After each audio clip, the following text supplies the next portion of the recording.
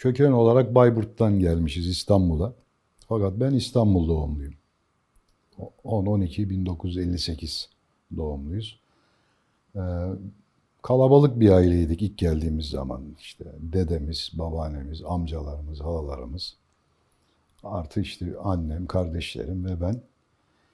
İlk oturduğumuz yer Çarşamba'da bir ahşap cumbalı eski bir evde oturduk. Orada çocukluğumuz geçti. O İlkokula da Hırkayı Şerif'te başladık.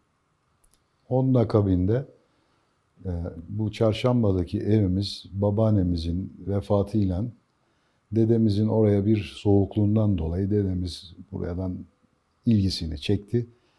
Atikale'de Çalıkoğlu denen normal bir binada, dairede oturmaya başladık. Orada ilkokulu 5'e kadar okudum Hırkayı Şerif'te. İlkokuldan sonra ortaokula da Bozdağ'ın ortaokulunda devam ettik. Üç kardeşiz. Üç amcam, üç halam. Artı annemin babası, işte anneannemiz, dayılarımız, teyzelerimiz, işte yeğenlerimiz hepimiz Fatih bölgesinde uzun müddet oturduk. Daha sonra bir kısmımız Çekmece'ye gitti. Bir kısmımız yine Fatih'te kaldık. Babam Şişhane'de, iş yerimiz oradaydı. Oraya beraber bazen yürüyerek giderdik, bazen araba vesait o zaman yoktu. Daha doğrusu severek de gidiyorduk. O zaman trafik yok, efendime söyleyeyim, insan yoğunluğu yok. Hatta babam bana bazen yalnız gönderirdi beni. Bir harçlık verirdi arabaya bin diye.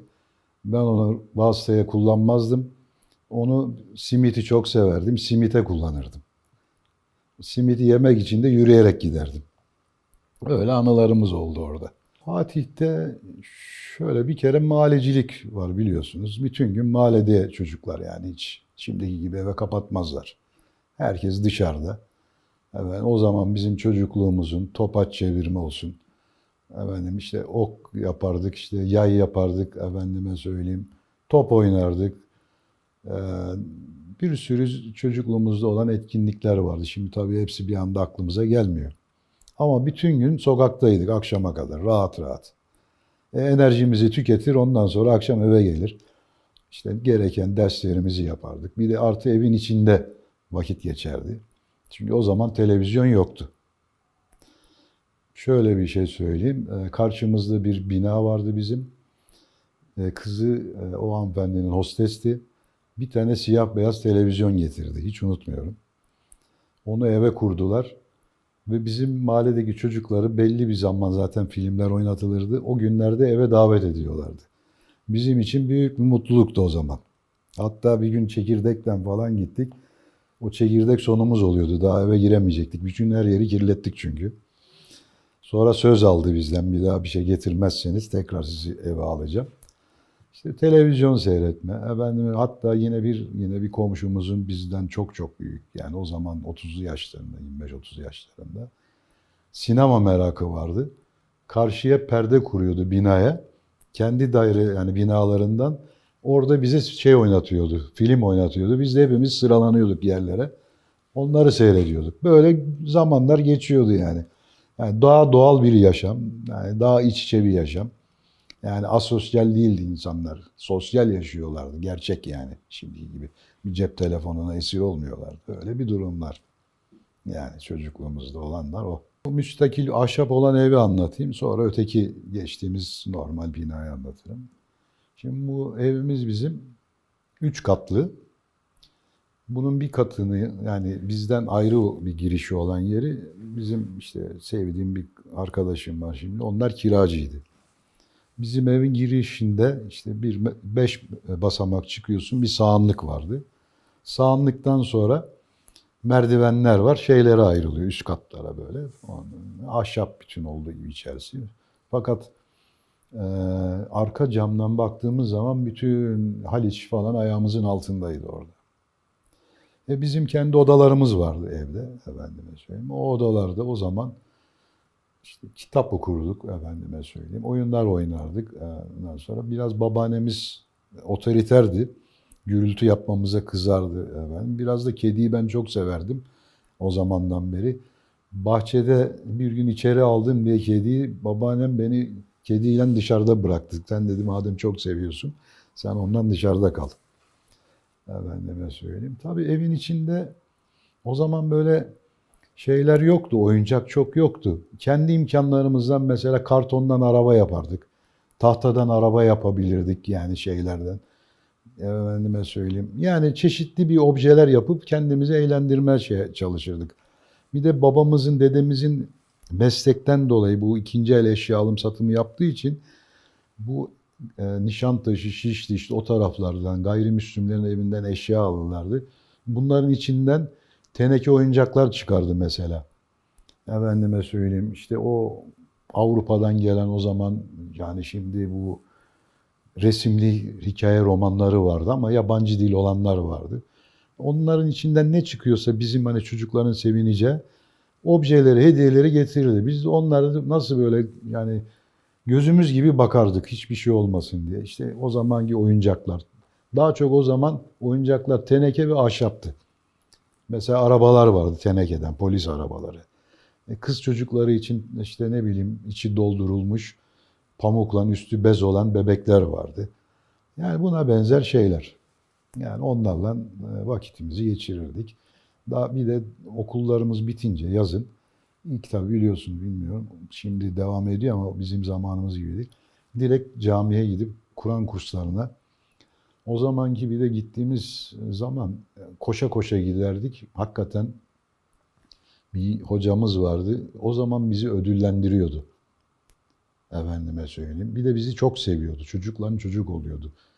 O büyük bir olaydı. Bizi yani hem camiyi sevdirdi hem dinimizi sevdirdi bize. O insanın bak halen yaptıkları kafamdan çıkmıyor benim mesela.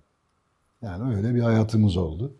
Ve o hayatta öyle o şeyi tadı aldık, o tatlan halen devam ediyoruz. Şimdi çoğunluğu bizim ev gibiydi. Yani o zaman daha böyle yeni yeni yıkımlar başladı. Yani mesela evi veriyorlardı müteahhite. Aslında tabii o zaman bu kadar değerli değildi yani fiyatlar. Uygundu. Koskoca evi veriyordu, bir daire alıyordu. Şimdi biliyorsunuz yani şimdi mesela bir yeri veriyor, %50 yok %60 isterim. Yani koskoca ahşap evi. Ama bizim evimiz daha sonra verildiği için tabii biraz daha fazla bir değer kazandı. Ama bizim zamanımızda bakımı zor olduğu için bir de insanlar yaşlanıyordu mesela. Bizim bir komşumuz vardı köşede. Ee, Şimdi ismi aklıma gelmedi de kızının ismi Hava'ydı. Oğlu vardı Hüseyin. Onların evi tam köşedeydi böyle. Fakat yani çaka çaka işte tenekeyi demirlerle, ayakla güçlendirmeyle zor ayakta duruyordu. En sonunda bir daireye burayı mecbur kaldılar verdiler. Verince de bir daireye mahkum oldular. İşte o zaman hata yaptı insanlar. Tabii biraz da maddi durum, bakabilmek. Herkes eve bakamıyor. Yani zamanında almış ama adam yaşlanmış, karı koca. Şimdi o zaman böyle emekli falan da yok. Ne kazandıysan ondan idare ediyorsun. Yani daha sonra bu sosyal imkanlar çıktı. Yani o zaman yoktu ve o zaman da insanlar mecbur kaldıkça birer ikişer dokuyu bozuldu yani. Doku kayboldu.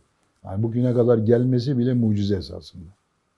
Yani hiçbir şey olmasa bile arka bahçe, ön cephe caddeye bakar. Ama muhakkak arkada bir sahanlık, bir bahçesi şeyi var. Hem de bahçelerde çeşitli meyveler vardı. Ben mesela meyve hastasıydım. Bırak kendi evimizi başkalarının bahçelerine dalardım. Kızarlardı hatta bana. Babaanneme şikayet ediyorlarmış. Senin bu torunun ya ne biçim bir çocuk bütün bahçedeki meyve bırakmıyor diye. Yasaklamışlardı artık. Yani öyle. Ama o zaman da yani böyle gidip de manavdan bilmem neden işte şey almıyordu ki insanlar. Bir pazar kuruluyorsa pazardan, diğeri de bahçesinden. İşte o zaman şey çoktu. İncir ağacı, ayva ağacı, hurma o büyük hurmalar var ya. Mesela onlar hatta bizim bu evden sonra taşındığımız Atikali'deki evin arka tarafında o Nişanca Camisi'nin Miço dedikleri bir yer vardı. Bahçesi vardı. Miço gayrimüslim. Köpekleri vardı. Abi köpeği oraya girmenin imkanı yok. Biz 7-8 arkadaş o bahçeye gittik. Oranın çok güzel meyveleri vardı. Yani bir gün kaçarken tam böyle paçamdan yakaladığı an ben şeyden atladım aşağıya. Yani neredeyse pantolonun bir kısmı şeyin ağzında kaldı. Oraya da niye girdik? Dediler ki Miço'nun bahçesinden bir şey var, geçit var. Oradan girildiği zaman işte Haliç'e çıkıyorsun. Bak çocukluk. Ve orayı bulduk biliyor musun biz? Bulduk ama girdik fakat korktuk çıktık ondan sonra. Ama gerçekten bu bölgede biliyorsunuz Haliç'e inen çok şey var. Nedir o? Dehlizler var, yeraltı geçitleri falan var. Zaten bu Fatih'in olsun, bu Horhor'un olsun, o olduğu gibi altları sarnıç ve geçit yerleridir. Bizans zamanından kalma. Yani her yer öyle. Yani o da öyle bir anılarımız var çocukken. Valla şimdi ilkokul Hırkayı Şerif'te. Bina yoktu bizde. Barakaydı o zaman. Yani bu askeri barakalar olur böyle. Altları tahta, üstler şey, efendime söyleyeyim, soba yanardı. Bir göçmen bir öğretmenim vardı benim. Yeşil gözlü sarışın Hatice Hanım, ilkokul öğretmenim. Onun bütün beşe kadar onda okudum ben. Çok iyi bir öğretmenimizdi. Yani bize anne gibi işte ne bileyim arkadaş gibi. Bir de beni çok severdi. Ben bir de yaşıtlarımdan biraz boyluydum o zaman. Süt dağıtırdık biz bu güğümlerle. Hatta o görevi bana vermişti. Uğur demişti. Sütü sen güğüm, sıcak güğüm geliyor. Sütleri dağıtıyoruz okulda arkadaşlara. Efendime söyleyeyim. Sütü ben dağıtırdım her sabah. Ondan sonra bu süt tozu, o zaman Amerikan yardımı mı ne vardı? O süt. Bir de bizde şey vardı o zaman okulda küme halindeydik biz. 6'şar kişilik kümeler halinde. Küme başkanımız vardı. İşte sınıf başkanı işte şu bu. Efendime söyleyeyim. Hatta bizim küme başkanımız bir kızcağızdı, ismini şimdi söylemeyeyim. Ünlü birisi şu anda mimar. Ayıp olur belki hani kendi istem. İstanbul'da bugün en iyi mimarlardan yabancı dili Fransızcası, İngilizcesi olan yani hem yurt içinde hem yurt dışında şu anda mimarlık yapıyor. O bizim küme başkanımızdı. Bir de ünlü bir maya firmasının oğlu benim yine orada arkadaşımdı. Yani buna benzer birkaç daha vardı da şimdi tabii hepsini hatırlamak mümkün değil. Hatta bunlar mesela biz evlerine giderdik. Hocamız öyle söylerdi Hatice Hanım. Hani boş vaktinizde tekrar buluşup derslerinize evlerde yakın olanlar küme olarak toplanır. Her gün birinin evinde veya her hafta ders çalışırdık böyle. Annelerimiz bize yiyecek hazırlar, yemek hazırlar. Biraz yemek falan yedikten sonra biraz oyun da oynardık. Öyle bir okul hayatımız vardı yani. Hani güzeldi çok yani bugün onları bilmiyorum yaşayabiliyor mu insanlar? Zannetmiyorum. Ama hocamız değerli bir hocaydı. Yani şimdi işte bu Çarşamba tarafı, işte bu Karagümrük'e yakın Atikali. Ondan sonra bu tabii yine aşağı yukarı 40 senedir bulunduğum Horhor. Şimdi buralar en nezih yerlerdi esasında yıllar evvel oturan insanlar. Ve herkes birbirini tanırdı burada. Yani şöyle söyleyeyim. Mesela Sabri Ülker'in sahibi bu şeyde oturuyordu. Hemen Dikili Taş var ya şeye inerken orada oturuyordu efendime söyleyeyim. Gülden Karaböcek, Neşe Karaböcek, Yavuz Selim'de oturuyorlardı.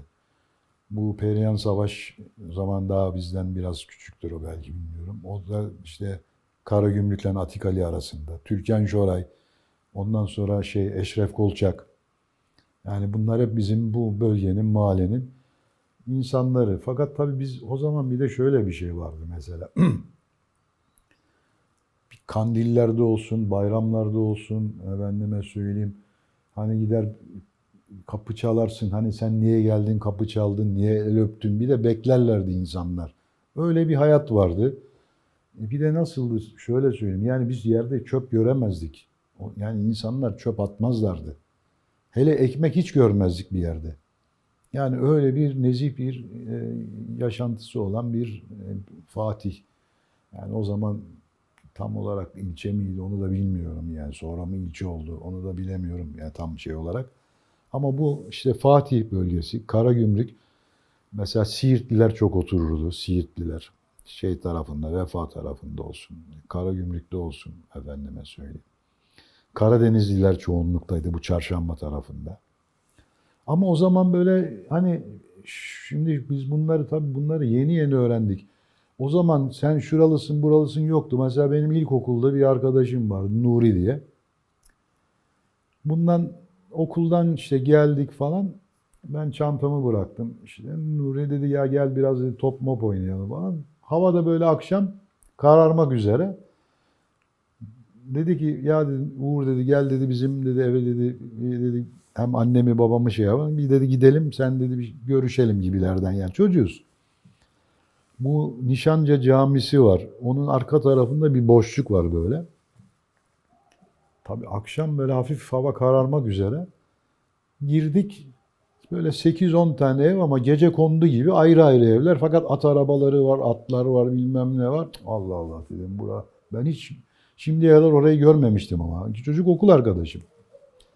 Bir kapıdan girdik içeriye. Böyle yer sofrası kurmuşlar. Hiç unutmuyorum balık kızartmışlar. Masaya koymuşlar. İşte ekmekler, soğanlar, muğanlar.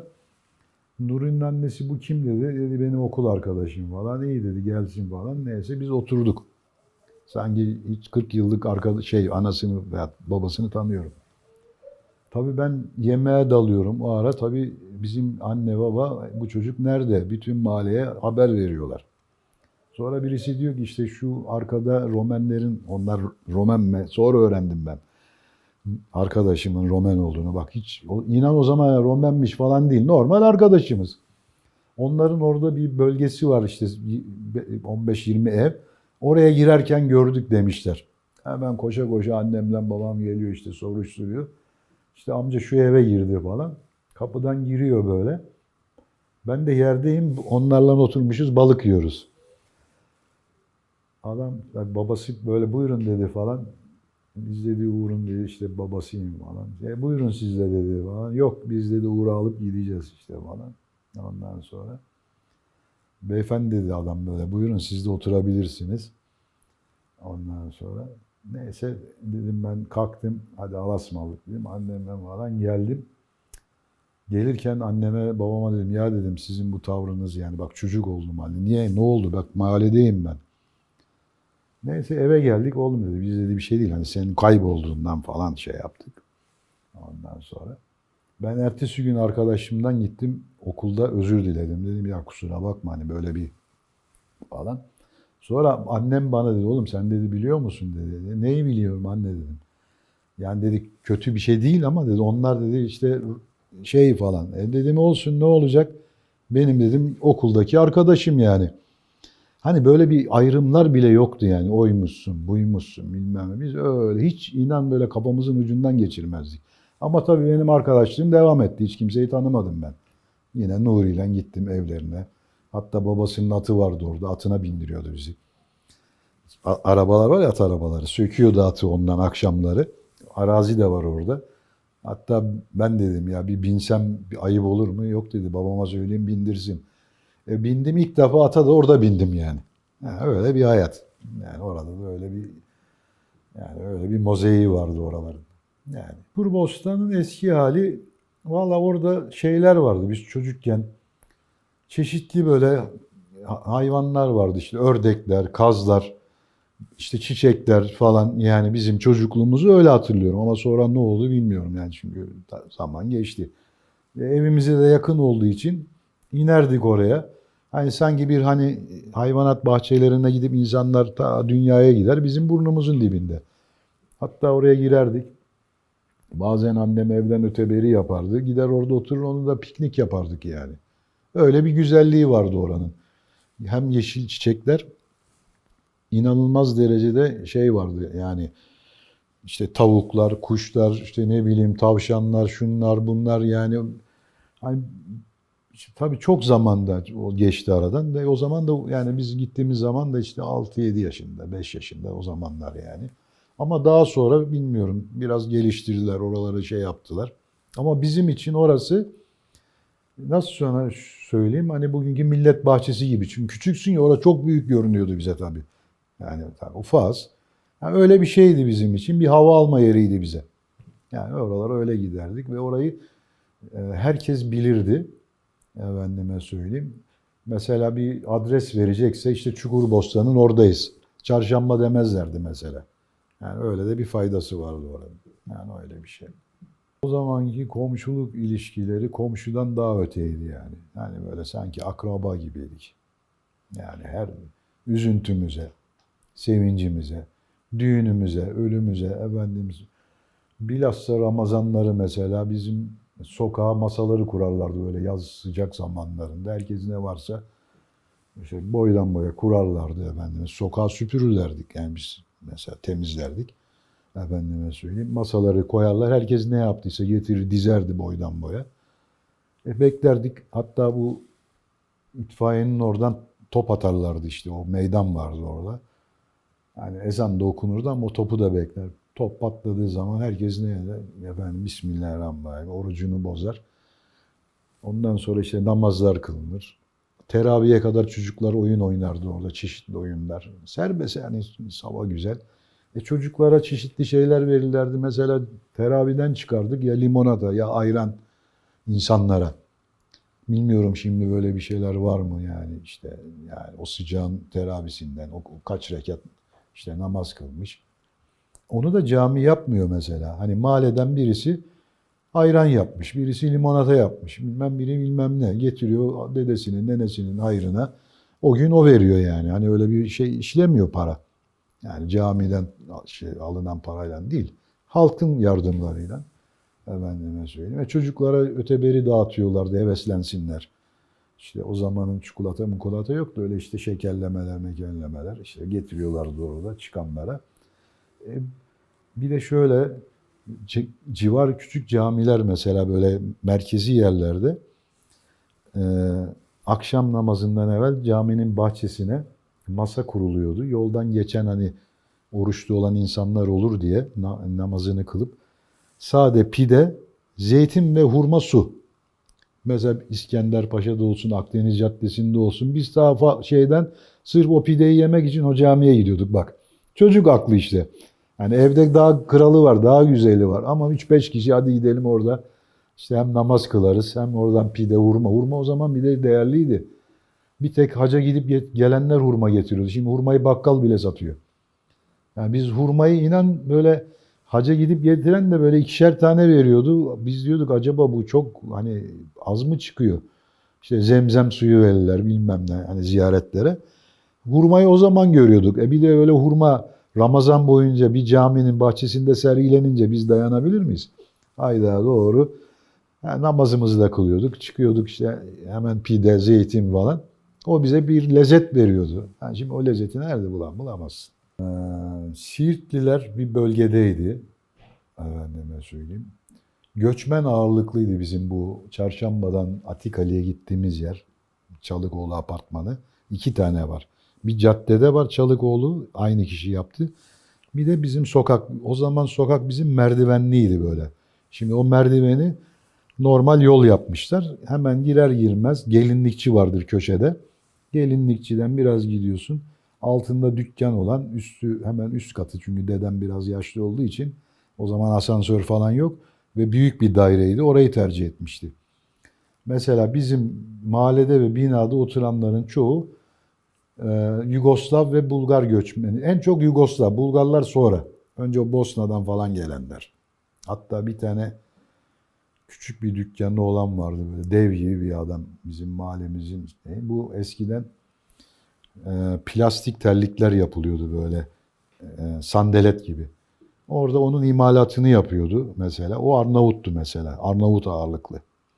Hani paralı olanlar Fatih bölgesinde, parasız olanlar da bu 500 evler, Taşlı Tarla, işte sağmacılar o taraftaydı göçmen ailelerin çoğu. Karagümrük'te yine Siirtliler ağırlıklıydı. İşte şeyde de hatta şeyde Karagümrük'te sahaf olan aynı zamanda Muzaffer Hoca vardı. Bu Ahmet Özsan'ın falan gidip zikir yaptı. Hatta ben de birkaç sefer gittim ama o zaman değil. Yani şimdi bu yaşlarımızda o Muzaffer Hoca vefat etti. Şimdi başkası var herhalde orada. Yani oraya mesela işte şey oluyordu. Yani böyle şey çok azdı o zaman. Anadolu'dan yani Hani mesela nasıl diyeyim sana? İşte Kayserili olsun, Sivaslı olsun. Bunlar genelde bu Nişantaşı tarafında daha çok apartman hizmetlileri vardır ya. Onlar önce gelmiş oralara şey olarak, sonra işte taksicilik yapmaya başlamışlar falan, ama bizim bu bölge göçmen, Siirt, Karadeniz ağırlıklı. Yani tek tük böyle belki işte ne bileyim Kastamonu'dan gelmiş olabilir. Ne bileyim yani daha çok işte Anadolu'dan gelmiş ama tek tük, ama ağırlık göçmen. Ee, Hatta bakkalımız da öyleydi. Orada kuru temizleyici vardı. O arkadaş vardı. Hatta Uğur Düğün Salonu vardı tam bizim evin karşısında o zaman. Zaten oradan da yokuştan indiğin zaman Hırkayı Şerif Okulu'na inersin, camiye. Hatta ben Hırkayı Şerif'te okurken böyle, ya Hırkayı o zaman Ramazan'a denk gelmişti. Baktım böyle çocuklar orada ellerinde şeffaf naylon, gelenlere ayakkabılarını koymak için satıyorlar falan. Merak ettim, dedim ki bunu nerede satıyorlar? Ben de alayım götüreyim, burada para kazanayım bana. Karagümrük'te gittim. İşte naylon alma. O da Arnavut'tu adamcağız. Bak o tez oradan şey yapıyorum. Dedim bana, dedim şu kadar lazım dedim. Kaç para? Param yetmedi. Yettiği kadar aldım. Geldim Hırkayı Şerif'e. O ziyarete gelenlere ayakkabılarını koyması için naylon torba 5 kuruş muydu o zaman, vallahi öyle bir şeye. Baktım çok güzel bir iş. Devam ettim. Şu açıdan oraya da gittim. O zaman Hırkayı Şerif'e böyle uzaktan bakıp geçmiyordu insanlar. Çünkü nüfus çok azdı. Yani Hırkayı Şerif'i öpüyorlar, tutuyorlar. Hatta zaten sonra o bozulmasına neden olduğunu sonra da bir yıllar sonra düşündükleri için insanlara fazla temas ettirmediler. Ama ben o yaşta yani ilkokula giderken yani hem böyle değmişimdir hem de bir öpmüşümdür onu canlı olarak yani. Yani öyle de bir şeyimiz var, ama sizin sorunuza dönersek ağırlık Karadeniz, Siirtli ve göçmen aileler. Onlar böyle yani salon falan tutma mevzusu yoktu o zaman. Yani yaza denk geliyordu. Mahalleden sandalyeler çıkartırdık. Efendim müzik şey gelirdi mesela, davul zurna bilmem şu bu. Sünnet olur bilmem ne, mahallenin işte bazı boş yerleri vardı. Hani hem mahalleli davetliydi hem yani o şeyin sahibinin akrabaları da gelirdi, kaynaşır hatta, ama mesela bir iki gün yemek verilirdi. Şimdiki gibi gir içeri 4 saat otur hadi güle güle yok. 2 gün yemek yapılırdı mesela. Yani yemekler verilirdi insanlara. Yani kışa denk gelen olursa falan, o da dükkanlar vardı büyük. Mesela diyelim, veyahut da işte binanın büyük yerleri veyahut işte ona benzer bir yer bulunurdu. Hani böyle salon falan çok nadir. Yani daha çok insanlar kendi arasında. Yani bizim mesela sokağımız o. Bir düğün salonu gibi oluyordu. Sandalyeler, masalar, yemekler. Hem mahalleli hem o insanların akrabaları. Hem davul zurnayla, sünnetse işte bilmem ne, gelinse hatta ata bindirirlerdi. Hiç unutmuyorum ben. Yani o bile vardı. Sünnet çocuklarını gezdirirlerdi mesela. Bütün şeyden başlardık. Nasıl diyeyim? İşte Karagümrük'ün oradan veyahut Atikali'den öyle Fatih şeye kadar yürüdü, gezdir. Arkalarında da biz çoluk böyle yürüye yürüye sünnet çocuklarını atlan getirirlerdi. İşte böyle bir şeyler olurdu yani, etkinlikler. Şey de mesela kına yaparlardı, nişan yaparlardı mesela. Biz çocuğuz, hepsine girerdik o zaman hani. Herkes bir hediye verirdi yani, efendime söyleyeyim. Yani mesela durumu iyi olan altın, durumu iyi değilse hani şeyse, bir o zaman Sümerbank vardı. Oradan mesela elbiselik kumaş paket yapar. Onu hediye ederdi yani. Böyle şeyler. Yani böyle yani. O zamanki şeyler daha da vardır da şimdi tabii bunların hepsi kim bilir nerelerde, yani belki daha da ilginç şeyler yani aklımıza gelebiliyor. Yani bayramlar mükemmel.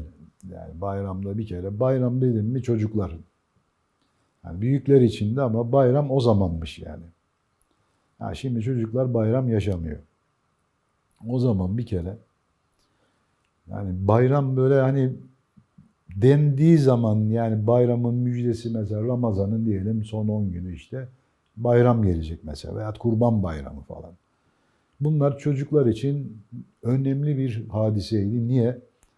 Şimdi çocuklar hiç nasıl söyleyeyim, Öyle bir hale getiriyorlar ki çocukları her şeye doyuruyorlar. Çocuk bu sefer bir şeyden zevk almıyor. Mesela o zamanlar, hani belki bunu sizin atalarınız, babalarınız da anlatmıştır. Ayakkabımızdan yatardık biz. Yastığın altına koyup. Çünkü niye? Bayramdan bayrama ayakkabı alınır. Bayramdan bayrama üst baş alınır. Şimdi bayramın e, ne bileyim tatlılar, şekerler, o haşlıklar mesela tanıyım tanımayalım. Bir mendilimiz muhakkak komşu mendil yanında şeker, yanında haşlık. Hani sen gitsen de gitmesen de yakalıyordu seni. Gel Uğur diyordu oğlum buraya. İşte elini öpüyorduk. Al artık koyacak yer kalmazdı üzerimizde. Artı bayram yerleri kuruluyordu mesela. İşte ne bileyim böyle hemen kısa vadeli bayramda kuruluyor. Zaten kalkıyordu.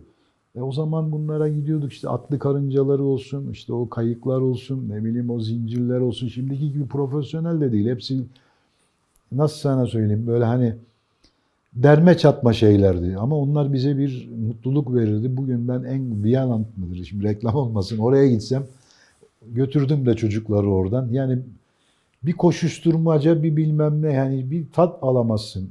Yani o zamanki tadı hatta çocukları götürdük dünya para verdik yani birkaç yere öyle. Sıkıldık çıkalım baba dedi daha mesela daha yarısında. Ama biz oradan ayrılmak istemiyorduk.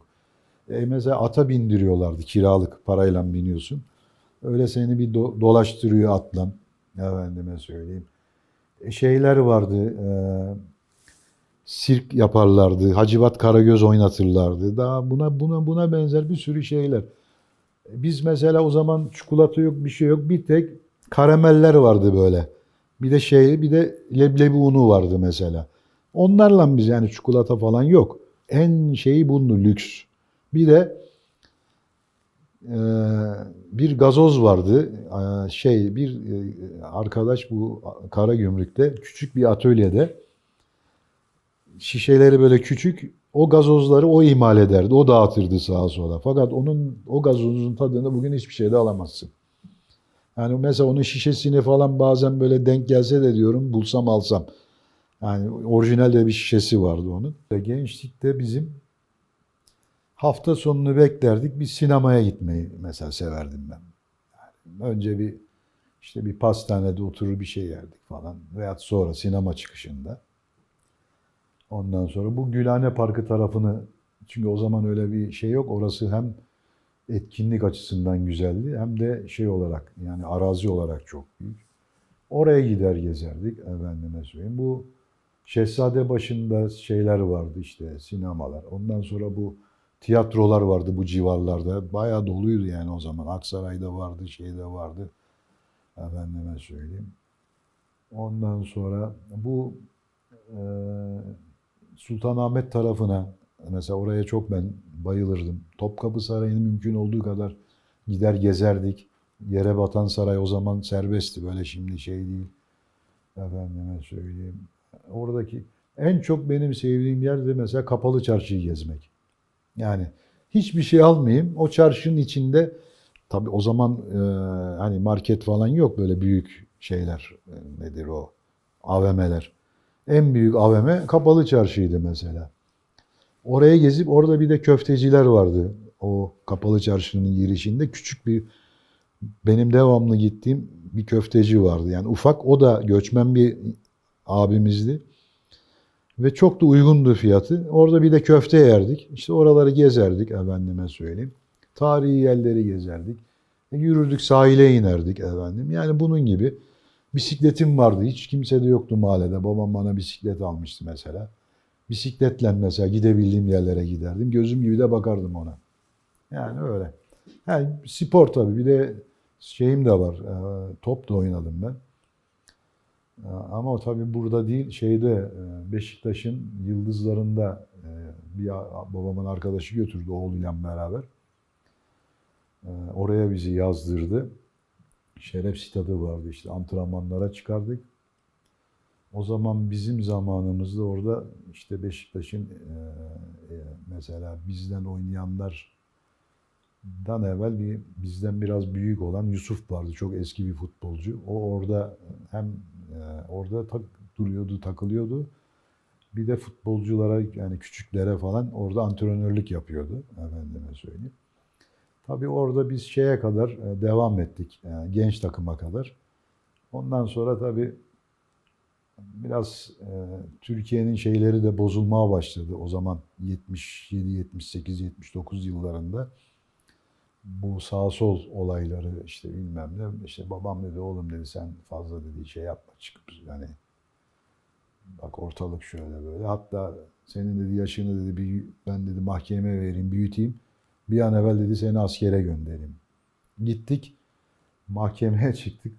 Bir tane doktor hanım geldi baktı kemik yoklaması.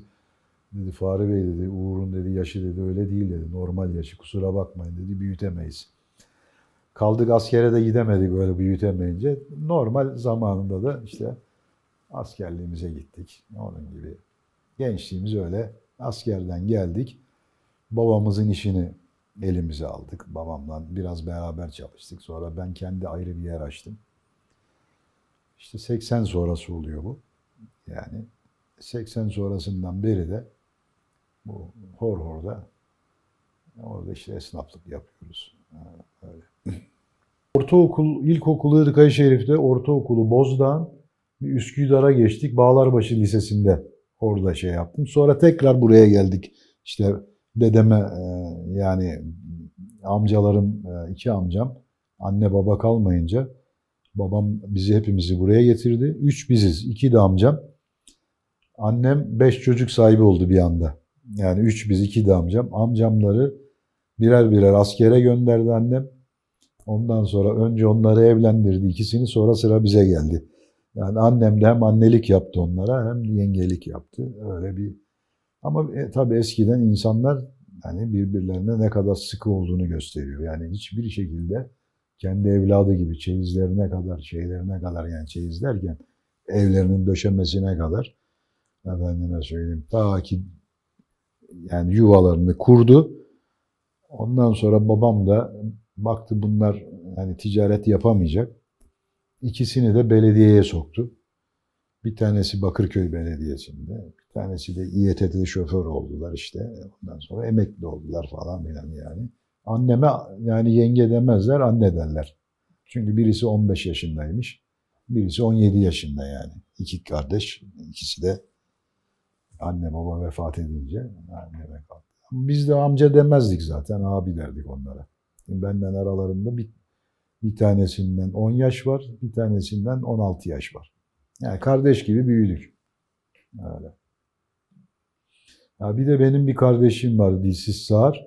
Onda şöyle ilginçliği var. Bu Oruç Gazi Okulu'nda bir tane sınıf vardı, Dilsiz Sağır sınıfı. Orada okuyordu o da. Onu da ben her gün, o zaman Atikale'den tutuyordum elinden, buraya getiriyordum okula. Tekrar gelip okuldan alıp eve getiriyordum. Babam baktı ki olacak gibi değil. O zaman servis yok, bir şey yok. Bir tane taksi plakalı yani dolmuştan anlaştı. Dedi ki ya böyle böyle sana şu kadar verelim bu çocuğu götür getir. Ondan sonra hatta bunların okulundan mezun olan bir kız vardı Dilsiz Sağır. Sevil Tez. Dilsiz Sağır kraliçesi seçilmişti o zaman güzellik olarak. Onu belki şeye girsen onu da çıkarabilirsin. Yani Google'dan veya YouTube'dan çıkar ondan.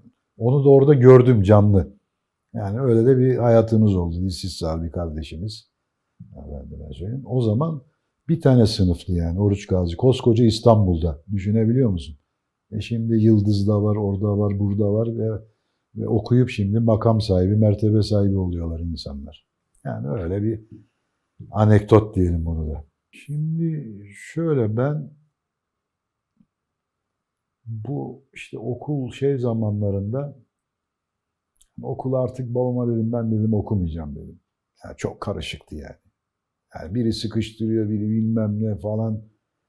Yani bir de sevilen bir insandım ben o zaman. Herkes seviyor bir de arkadaş olarak. Babam dedi ki bir işe gir istersen dedi askere gidinceye kadar. Ben de ünlü bir firma var o zaman, tanzimi var bunların. Oraya girdim. Baktım orası bana uygun bir yer değil. Benim bir arkadaşım var. Sinoplu mahalleden. Gel dedi, ben orada çalışıyorum, seni de alayım.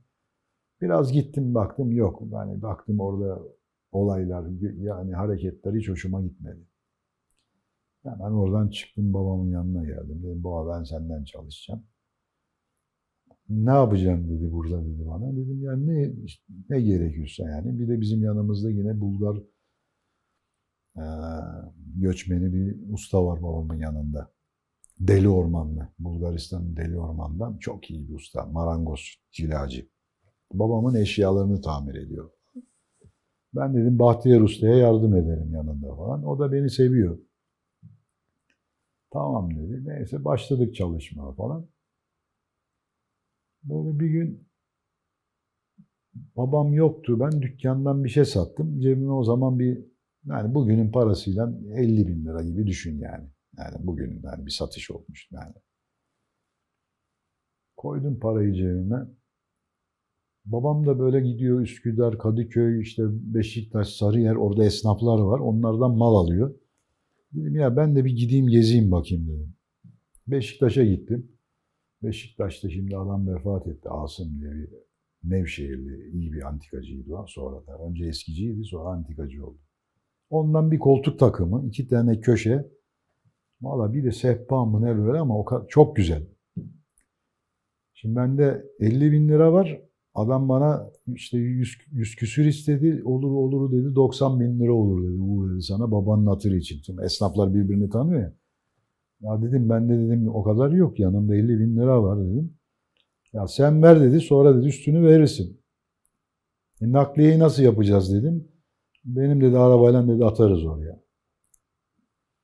O zaman da kule dibindeyiz. Arabayla getirdi çarşıya. Bıraktı o. Dedim ödemeyi ne zaman? Ya dedi ben dedi hallederiz dedi. Sen yürüdü gitti bu. Oradan iki esnaf geldi. Çarşı orası.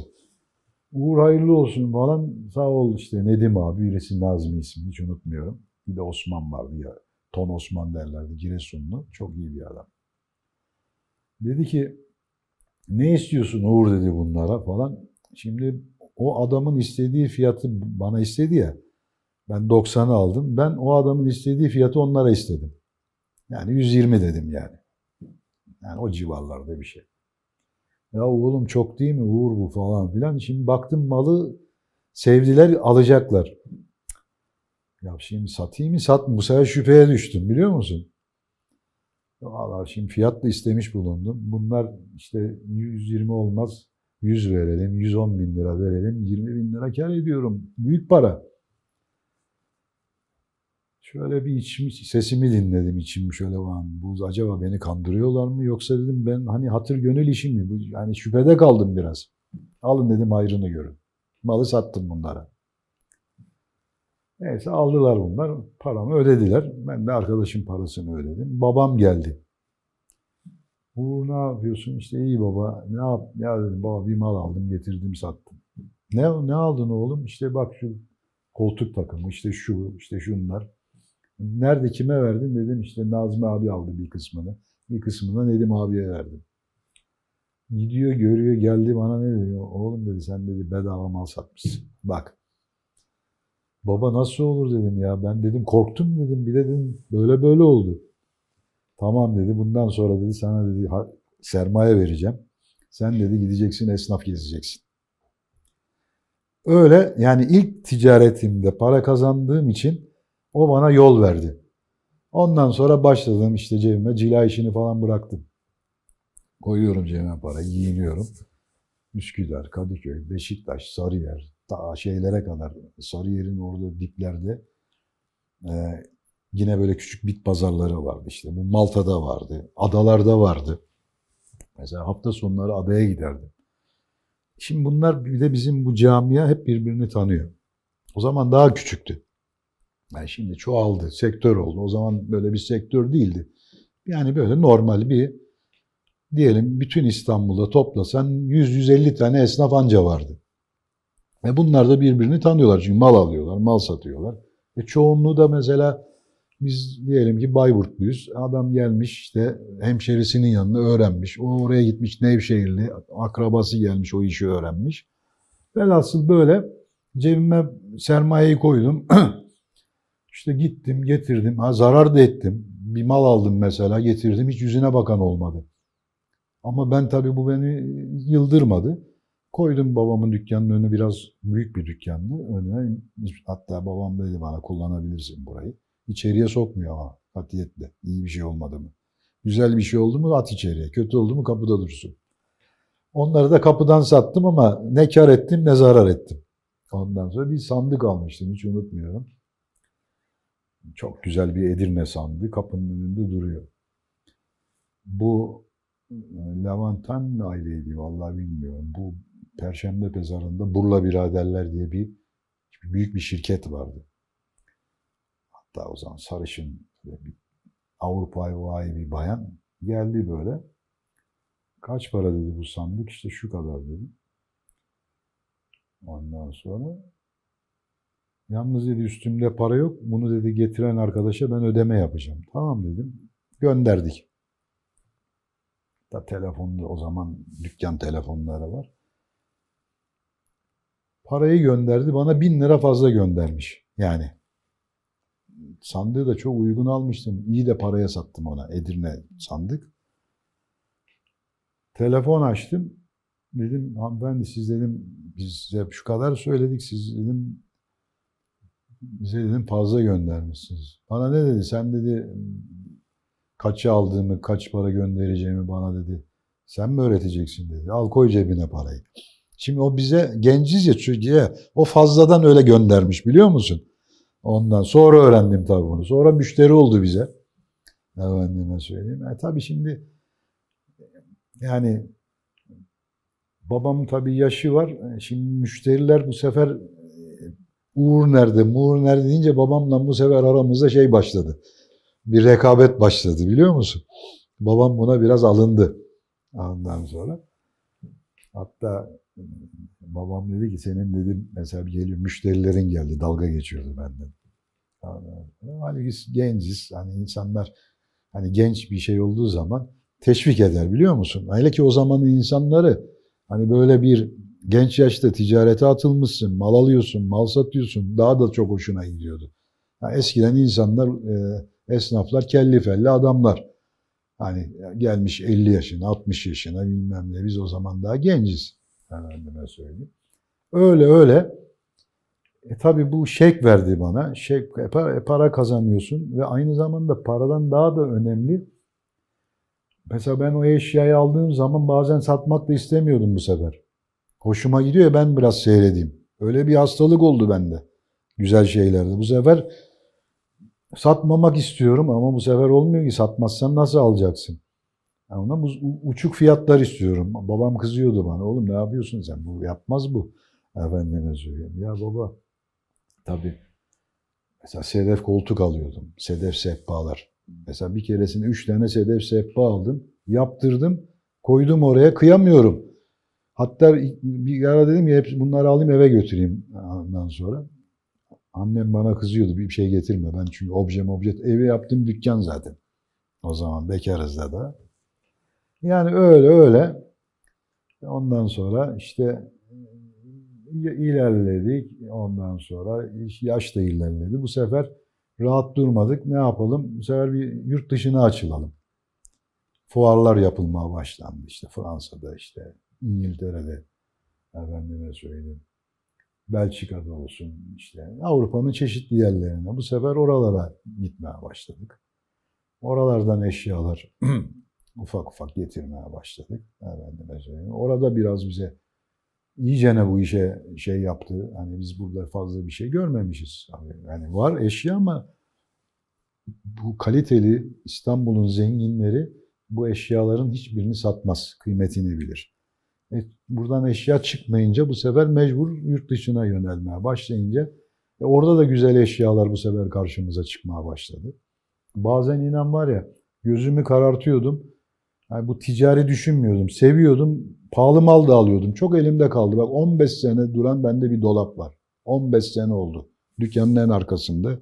Bir gün gelirsen inşallah görürsünüz. O öyle duruyordu. 15 sene. Bir tane masa var. 10. senesi. Yani pahalı almışım. Satamam yani. Yani ancak çok birisi sevecek. Ben de kıyamam yani. İyi para vermişim. Yani öyle de işler oldu. Resim almışım mesela, sevmişim. Yani ona iyi para vermişim. O da duvarda duruyor. Yani işi şöyle seversen bu işi çok çabuk kavrarsın. Efendime söyleyeyim. Bir de şöyle yani mesela ben bir eşyayı sattığım zaman o alan insanın da şeyini dikkat ediyorum yani. Hani kıymetini bilir mi, bilmez mi? Yani ona verirken, satarken de gönül rahatlığıyla. Ha belki biraz daha da indirim de yapıyorum yani kıymet. Mesela eskiden bize profesörler gelirdi, işte memurlar, işte ne bileyim. Hatta şöyle de yapardım mesela. Hocam derdim sen al işte 4 taksitten, 5 taksitten seviyor adam. Bize gelir aydan aya. O arada ahbap da oluyorduk efendim. Muhabbetimiz bir de bu işin en güzel tarafı müthiş çevre yapabiliyorsun. Yani her türlü insandan tanışıyorsun. Dünya dışından, ülke dışından efendime söyleyeyim. e, Ne bileyim makamına gidemeyeceksin. Bir insan geliyor orada senden ahbap oluyor. Yani bu da güzel bir şey yani. En büyük kazanç da o zaten. Onu da söyleyeyim. Yani bu öyle bir şey ki bir şeyde bir şey yok yani. Hiç ummadığım bir insan mesela yani şeyini söyleyeyim ben. Tesadüf bizim çarşıya park etmiş arabasını oraya. Bir de çarşıyı gezeyim demiş. Adıyamanlı bir tekstilci diyelim veyahut da bir iş adamı.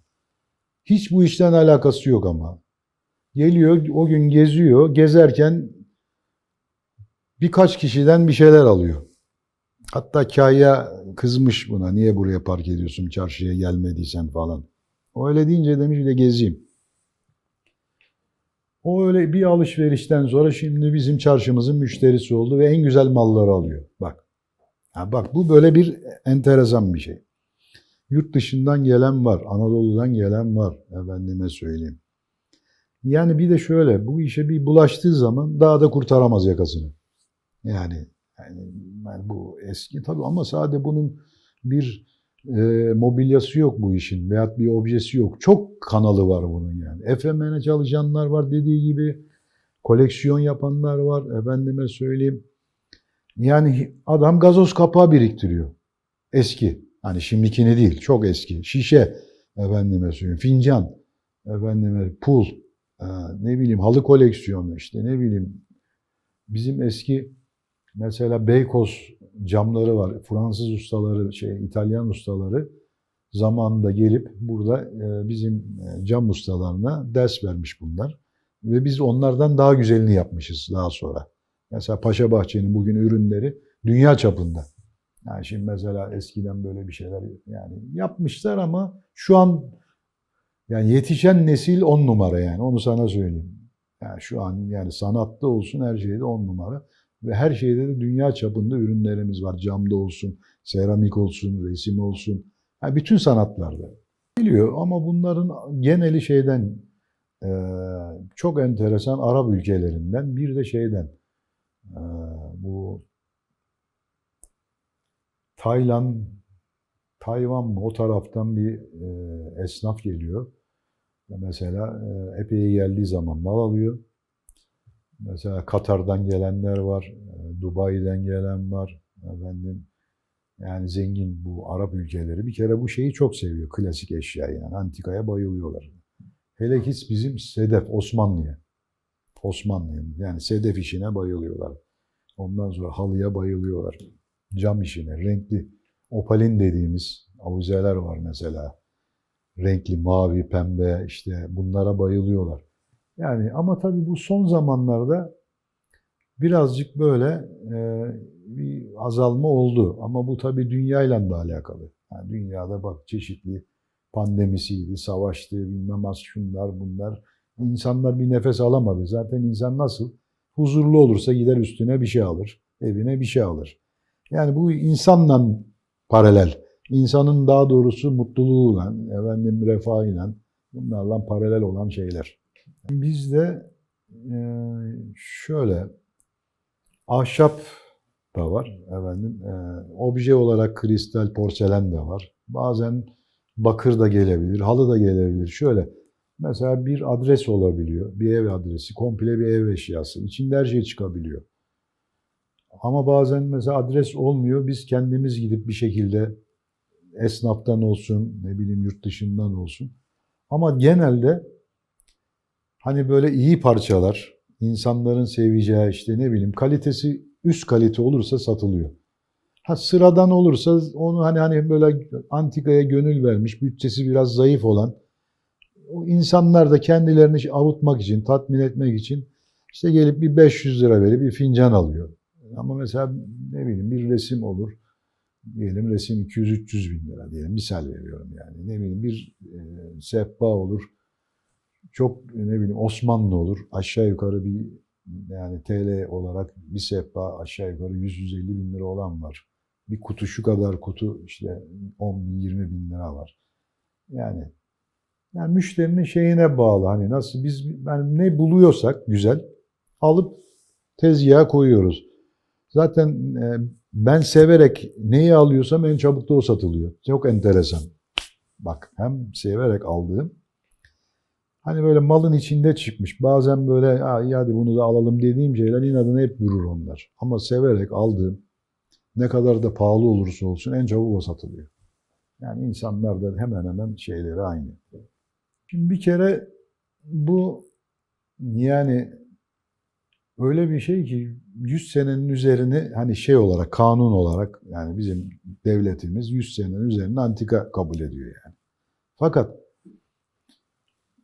200 sene, 300 senelik şey var. Mesela bir kuruş etmiyor. Bugün 50-60 senelik bir parça ondan daha değerli. Sanat olarak daha güzel. Yani onun bir şeyi yok. Mesela bugün bir Rus Faberge ufacık şey 100-150 bin dolar. Efendime söyleyeyim. Bir tombak bizim mesela bir bakırın üzerine bir tombak yapılıyor. Dünyanın parası. Efendime söyleyeyim. Sen aynı şeyi altın olarak alsan mesela diyelim onu daha ucuza alırsın. Yani çok enteresan. Yani yaşıyla, zamanıyla alakası yok. Tarzıyla, efendime söyleyeyim, yapılış şekliyle. Bir de şöyle bir şey, çok enteresan bizim iş. Mesela bir ara şey vardı, bu karaf şişeler var böyle renkli falan. Bir ara insanlar borsa gibi ona hücum ettiler. Bir karaf 500 liralık karaf oldu 5.000 lira. Bir de bu Anadolu'dan mesela evlerden çıkan kapılar vardı biliyorsunuz işte. Şeyler vardı, nişler vardı, tavan göbekleri bilmem ne. Bir ara buna bir yüksek sosyete bir hücum etti. Anadolu'da kapı bırakmadı, söktü getirdiler. Yani çok enteresan. Yani bunun şeyi yok, ölçüsü yok. Ama mesela bizim hani modası geçmeyen bugün sedef, Osmanlı, gümüş, tombak, efendime söyleyeyim. Bu divitler var bilmem. Bunlar hiçbir zaman fiyatı yani şeyi değişmez. Yani her zaman onlar üst. Yani resim olsun, tombak olsun, gümüş olsun. Efendime söyleyeyim. Buna benzer objelerin fiyatları her zaman yüksektir.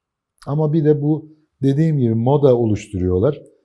Bir bakıyorsun bir ara modern resim tap yapmış, uçuyor. Yani belki 1.000 liraya almayacağın bir resim olmuş 150 bin lira. Bir klasik resimlerimiz, şimdi niye bulamıyorlar klasiği? Şimdi Osman Hamdi'yi nerede bulacak? Ali Rıza Hoca'yı nereden bulacak? Efendime söyleyeyim. Ne yapıyor? Hemen bir moda yaratıyorlar. O yeni ressamları havalandırıyorlar. İnsanlar da yatırım olsun diye evlerini alıyor koyuyor. Ama klasik hiçbir zaman yani bizim eskilerimizin hiçbir şekilde önüne hiçbir şey geçemez. Şimdi burası işte bizim bu birader dediğim hani Dilsiz Sağır Okulu'nda okuduğu zaman orası fabrikaydı yer olarak. Sonra burası bir yangın falan geçiriyor. Uzun süre orası şey kalıyor. Bu fabrikada çalışan bir Trabzonlu babamın arkadaşı var. Yani onlar tesadüf bak arkadaşlar. Tabii bu bölgenin insanı ya.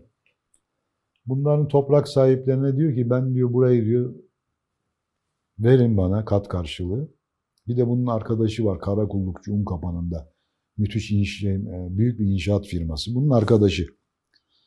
O Karakullukçu bunlar neydi soyadı? Gelir aklıma. Kundakçı. O Karakullukçu bu da Kundakçı. Bunlar Trabzonlu. Ve oğulları var işte biri doktor falan Alaaddin üç kardeş İhsan falan. Trabzonlu bir aile Oflu. Nasıl yapacağım falan diyorlar. Ya ben yapacağım, siz bana vereceksiniz şeyi. Kat karşılığı. O inşaatçı arkadaşıyla gidip konuşuyor. O demiş ki ben sana para vermem, malzeme veririm. Binayı bitirirsin. Onlar da ikisi ortak, kat karşılığı yapacaklar. Valla bunun tabii dürüstlüğüne falan inanıyorlar. Buna veriyorlar burayı. 1977'de, 78'de falan 80'e doğru burayı, hani böyle tam bitmemiş de tamam mı derler ona. Hani tam şey bitmemiş. Burayı önce sivil savunmaya vermeye çalışıyorlar. Sonra yurt olarak devlete vermeye çalışıyorlar. Bunları almıyorlar devlet bunlardan. Bizim de o zaman kule dibindeki yerimiz yıkılmıştı. O askeri şeyden sonra. 80 işte geliyoruz ya. 70, 80. Burada oturan bizim bir arkadaş var. Burayı görüyor. Giriyor içeriye. Ya diyor böyle böyle. Adam bunlarla karşılaşıyor. Tamam diyor, çağırın diyor kimsesizin şeyiniz. Gelsin diyor, benden konuşalım. Yalnız demiş, benim demiş dükkanlar demiş bir katta yok demiş. Yani her katta var. Ama mal sahiplerinden anlaşırız, işte size bir katı, iki katı verebiliriz gibi bir konu oluyor. Sonra Turan bu arkadaşımız, bu da Siirtli. Geliyor, bizim bir tane Allah rahmet eylesin Ahmet abi var, çarşımızın başkanı. Ona diyor ki Ahmet abi diyor, bizim diyor orada Horhor'da diyor bir bina var, tam diyor çarşı olur. Bunlar 5-6 kişi atlayıp geliyorlar buraya. Selamun aleyküm selam, buyurun oturun falan. Bunlar bir geziyorlar. Bina yapılmış ama ne tuvaletler bitmiş, ne kapı baca var. Yani böyle yarım yamalak. Bunlar geziyorlar, ediyorlar. Ya diyorlar tamam da senin biri yukarıda, biri aşağıda bilmem ne falan. Biz diyorlar çarşı esnafı diyor 50-60 kişiyiz. Bize diyoruz en az 28 dükkan var bir katta. Hani 3 kat veya 2 kat gelmeyen de olabilir. Hani biz bir hizada olalım. Sonra sen üstü kime verirsen ver, aşağıyı kime verirsen ver. Ben diyor bir konuşayım diyor toprak sahiplerine. Onların da yerleri var. Hani change yapalım veya yapalım. Neyse bunlarla anlaşıyorlar. Bunlar kabul ediyor. Çünkü binada para alacak müteahhit bunlardan ki binayı tak bitirsin. Neyse bunlar 600 peşinden 1.250'ye ayda işte 25 lira mı 30 bin lira mı o zaman bir parayla 50 küsür dükkanı anlaşıyorlar. Buna peşinatları veriyorlar. Bu arada binayı aldığı parayla pat pat pat bitiriyor. Bitiriyor ama tam da bitmiyor da yani yani içine girilecek gibi oluyor. O arada babam da yazılmıştı 2 dükkan. Sonra babam vazgeçti. Kaldık biz açıkta. Neyse bunlar taşındılar. Şimdi ben de dolaşıyorum orada. Ben de bari diyorum bir yer kiralayayım. Param yani alamayacağım. Yani sermayemiz lazım diye mal alacağız. Neyse ben bir yer kiraladım falan. Sonra benim karşımda satılık yazıyordu tam mal sahiplerinden. Gittim adamı aradım. Adam dedi ki 2 milyon 250 bak. 1.250'yi almadık. Aradan zaman geçti. Neyse düz 2 milyona burayı ben anlaştık. Aldım. 1.250 nerede? 2 milyon nerede? 750 bin lira. Aradan da 6-7 ay geçti bak. Yani zarar. Halbuki ben o parayla 3 tane dükkana peşinat verirdim 2 milyondan. Babamızı da geçemiyoruz. Velhasıl orayı biz öyle aldık. Fakat bizden sonra yani esnaf az. Bu sefer girdi oraya. Konfeksiyoncular. Şimdi biz 50 kişiyiz. Çarşı 220 dükkan. 150 tanesi oldu. Konfeksiyoncu, başka bir sektörden bilmem ne. O arada biz tabii şimdi yönetimi biz ama ele almıştık. Yani çarşı olarak. İşte aidatları var. İşte oda başısı var o zaman. Temizlik bilmem ne. Bir kanun çıktı. Bütün bu makineyle çalışanlar şehir dışına gidecek falan diye. Bu bütün konfeksiyoncuları attılar dışarıya. Hepsi bıraktı. Bırakınca hemen bizim esnaf birer, ikişer bilmem ne satın alan, kiraya alan bilmem ne derken yavaş yavaş bütün çarşıda hemen hemen diyelim ki 200 dükkan varsa 100 küsür dükkanın üzerine mal sahibi olduk biz. Yani ötekiler de kiracı kaldılar. Bu sefer ne oldu? Komple antikacı çarşısı oldu. Yani olayın hikayesi bu. Ondan sonra tabii En altta bir yer vardı. Koca bir konfeksiyoncu Pansan diye. O diretti biraz. Ondan sonra onu da çıkarttık oradan. Orada bizim sığınak hem böyle şey gibi, şimdi orayı açacağız, otopark yapacağız. Velhasıl biraz, ama bu tabii anlattıklarım benim şimdi kısa ama bu uzun süre oldu yani bu mücadele çıkmaları. Orada hatta oda başılık sistemi vardı. Hem aidat ödüyorduk hem oda başı parası. Onlar da bıraktılar gittiler. Yani çarşı antikacılar olarak bizim bünyemize geçti. Artı tabii bunun içinde sanat yapanlar var. Cila yapan var, tamir yapan var, yaldız işi yapan var, sedef işi yapan var, koltuk döşemecisi var. Yani aynı, yani bir bütün, yani her şey içinde. Yani tamircisi, cilacısı, bilmem nesi. O halde işte böyle uzun sürelerden bu zamanlara kadar geldik. Şu anda çarşının içinde yani ayrı bir sektörde bir şey yok. Yani bizim işimizin haricinde. Ama şöyle, bir kısmı kitap, bir kısmı işte obje yapan var, halıcı olan var. Yani yine bir antikacılığın bir kolu bunlar. Sedefkar olan var efendim, işte bizim gibi hem klasik hem işte modern çalışanlar var. Yani böyle çeşitli kollarda, yani bir insan oraya geldiği zaman cebinde, inan bak, 200 liran da olsa bir mal alırsın, 200 bin liran da olsa mal alırsın yani.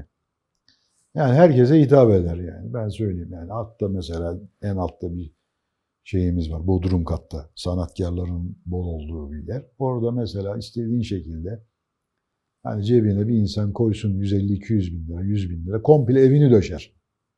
Yani bugün yeni mobilyayla döşeyemez. Ha, bunun haricinde tabii yüksek fiyatlı olan eşyalar var ama onlar da değerini yani hak eden şeyler. Yani bugün nereye götürürsen götür, o parça diyelim ki 100 bin liraysa Avrupa'da da 100 bin lira, ne bileyim Çin'de de 100 bin lira. Yani dünya şeyinde, literatüründe olan fiyatlar. Zaten bu dünyanın her yerinde bizde 100 bin liralık şey Almanya'da 5 bin euro. Yani hiç değişmiyor. Şimdi biz burada daha yeni şeye aldık yani yönetimi. Arkadaş bıraktı. Şimdi biz burada önce bir yönetimi oluşturduk. Bir tane dağcılıkla ilgilenen bir arkadaşımız var. Aynı zamanda kulüp başkanı. Onu da başımıza, yani esas yönetici seçtik. Ömer Mert Yürek diye bir arkadaş, Erzurumlu. Ben varım, işte Fatih diye bir arkadaşımız var, Mehmet var, efendim Uğur diye yine bir arkadaş var. Biz geldik ilk olarak yani çarşıda normal böyle elden makbuzdan para toplanan bir bütçesi olan işte bir çarşıydı. Biz ilk olarak paraya dokunmayalım dedik. Bankaya gittik, bir hesap açtırdık çarşı adına. Efendim, bütün aidatlar oraya yatıyor. Ödemeler otomatik olarak banka ödüyor. Birinci, yani ilk işimiz bu oldu. İnsanlara şeyleri verdik, banka şeylerini. Aidatları oraya yatıyor. İşçiler maaşlarını oradan alıyor. Birinci şeyimiz bu oldu ilk. İkinci olarak aslında bütün ne kadar yangın cihazları varsa zamanı geçmiş, onlar hepsini sıfırladık yeniden. Çatı var en üstte, yani 2 dönümlük bir çarşının üstü burası. Bütün esnaf orayı depo gibi eşyalar doldurmuşlar. Yani bir tehlike arz etmesin diye komple o depoyu boşalttık, temizledik. Artı bir tane müdür bayan geldi. İnsanlarla hani biz bir yere kadar sistemi oturtturacağız. Sistem kendi dönecek zaten. Efendime söyleyeyim. Onu getirdik. İşte yangın çıkışları vardı, koridorlar, o yangın çıkışlarına mesela mal koymuşlar. Bir olası bir durumda bir insan şey yapamaz. Oraları komple açtırdık. Oralara çıkış, yani ışıklı böyle şey, öyle şeyler, bütün işte çıkış yerlerinin işaretleri falan. Artı şeyi yaptık. Şimdi bir şirketle anlaştık. Şeyini yapacağız. Sağlam mı değil mi deprem şeyini ölçtüreceğiz. Ondan bir anlaşma yaptık. Oradan gelecek habere göre komple çarşının hem dışını hem işte içini, tuvaletlerini, şunları bunlarla, yani hepsini bir sıralamaya aldık ama Bu olayı önce çözeceğiz ki hani bir para harcadığımız zaman boşa gitmesin. Yani onlarla bir kamera sistemi şey yaptık işte fiyatı aldık efendime söyleyeyim. Asansörcümüzü değiştirdik, muhasebeciyi değiştirdik. Yani muhasebeci işte yıllardır 3 tane dükkanı var aidat vermeden. Ya adam yaşlandı artık olaya bakamıyor. Ona rica ettik artık sen şey yapma yeni bir muhasebecimizi şey yapalım. Yani yeniden bir sistem kurduk. Ama şimdi çoğu memnun. Şu an bizi destekliyorlar. Yani o yaptığımız işleri. Biz maaşlı eleman değiliz. Yani sadece böyle dükkan sahibiyiz. Ve aidatlarımızı veriyoruz yani. Hani bize dediler ki siz aidat falan ne lüzum var kardeşim ben yani aidatımı veririm. Efendime söyleyeyim. Biz şimdi böyle tabii e, hani fahri olarak bu işi yaptığımız için bu sefer insanlar da şimdi eski yöneticiler olsun, şeyler olsun bunlar bir ufak ödememe, maaş alanlar falan. Bizde öyle bir şey de yok. Bir de para hiç elimize değmiyor. Ödenen her şey efendime söyleyeyim makbuzlu şeyli. İnsanlara güven verdi. Güven verince de insanlar ne yapıyor bu sefer? Destek veriyor. Bu desteği de biz görünce tabii şeylere başladık bu sefer icraatlara. Tabii parasız da bir şey olmaz. Para olacak ki onları yapabilesin. Yani hani ancak hikaye olur anlatırsın. Tabii para da toplanmaya başladı. Biraz aidatları yükselttik ama çok cüzi. Yani bizim gelen para şu an e, giderlerimizi ancak karşılıyor. Bir 10-15 bin lira bir para kalıyor ki 10-15 bin lira koca çarşıda ufak bir arıza olsa yetmez. Onu da şöyle konuştuk. Olası böyle büyük hadiselerde artı para toplayacağız. Onu da kabul etti insanlar. Böyle yola devam edeceğiz. Bir sene dedik biz bu yola bir sene sonra belki başka arkadaşlar taşın altına elini koyar. Yani ne bileyim biz de yapabiliriz derseniz biz bir olayı düzeltelim dedik. Ondan sonra siz devam edersiniz. Öyle devam ediyor işte. Şimdi şöyle, şimdi her eşya veya obje veya herhangi bir şey tamir yapılmaz, ellenmez. Hani bazı şeyler vardır. Ellediğin zaman bozmuş olursun onu. Ama mesela normal evde kullanılacak eşyalar var mesela. İşte masamız, sandalyemiz ama çok böyle mesela aykırı bir ne bileyim bir sehpa olur, masa olur. Mesela yabancılar bilhassa bunlara hiç elini sürmüyor. Onu öyle haliyle. Mesela biz de bilinçsiz olarak hemen alırız elimize fırçayı, zımparayı. Haldır uldur gireriz. Halbuki bozuyoruz onu.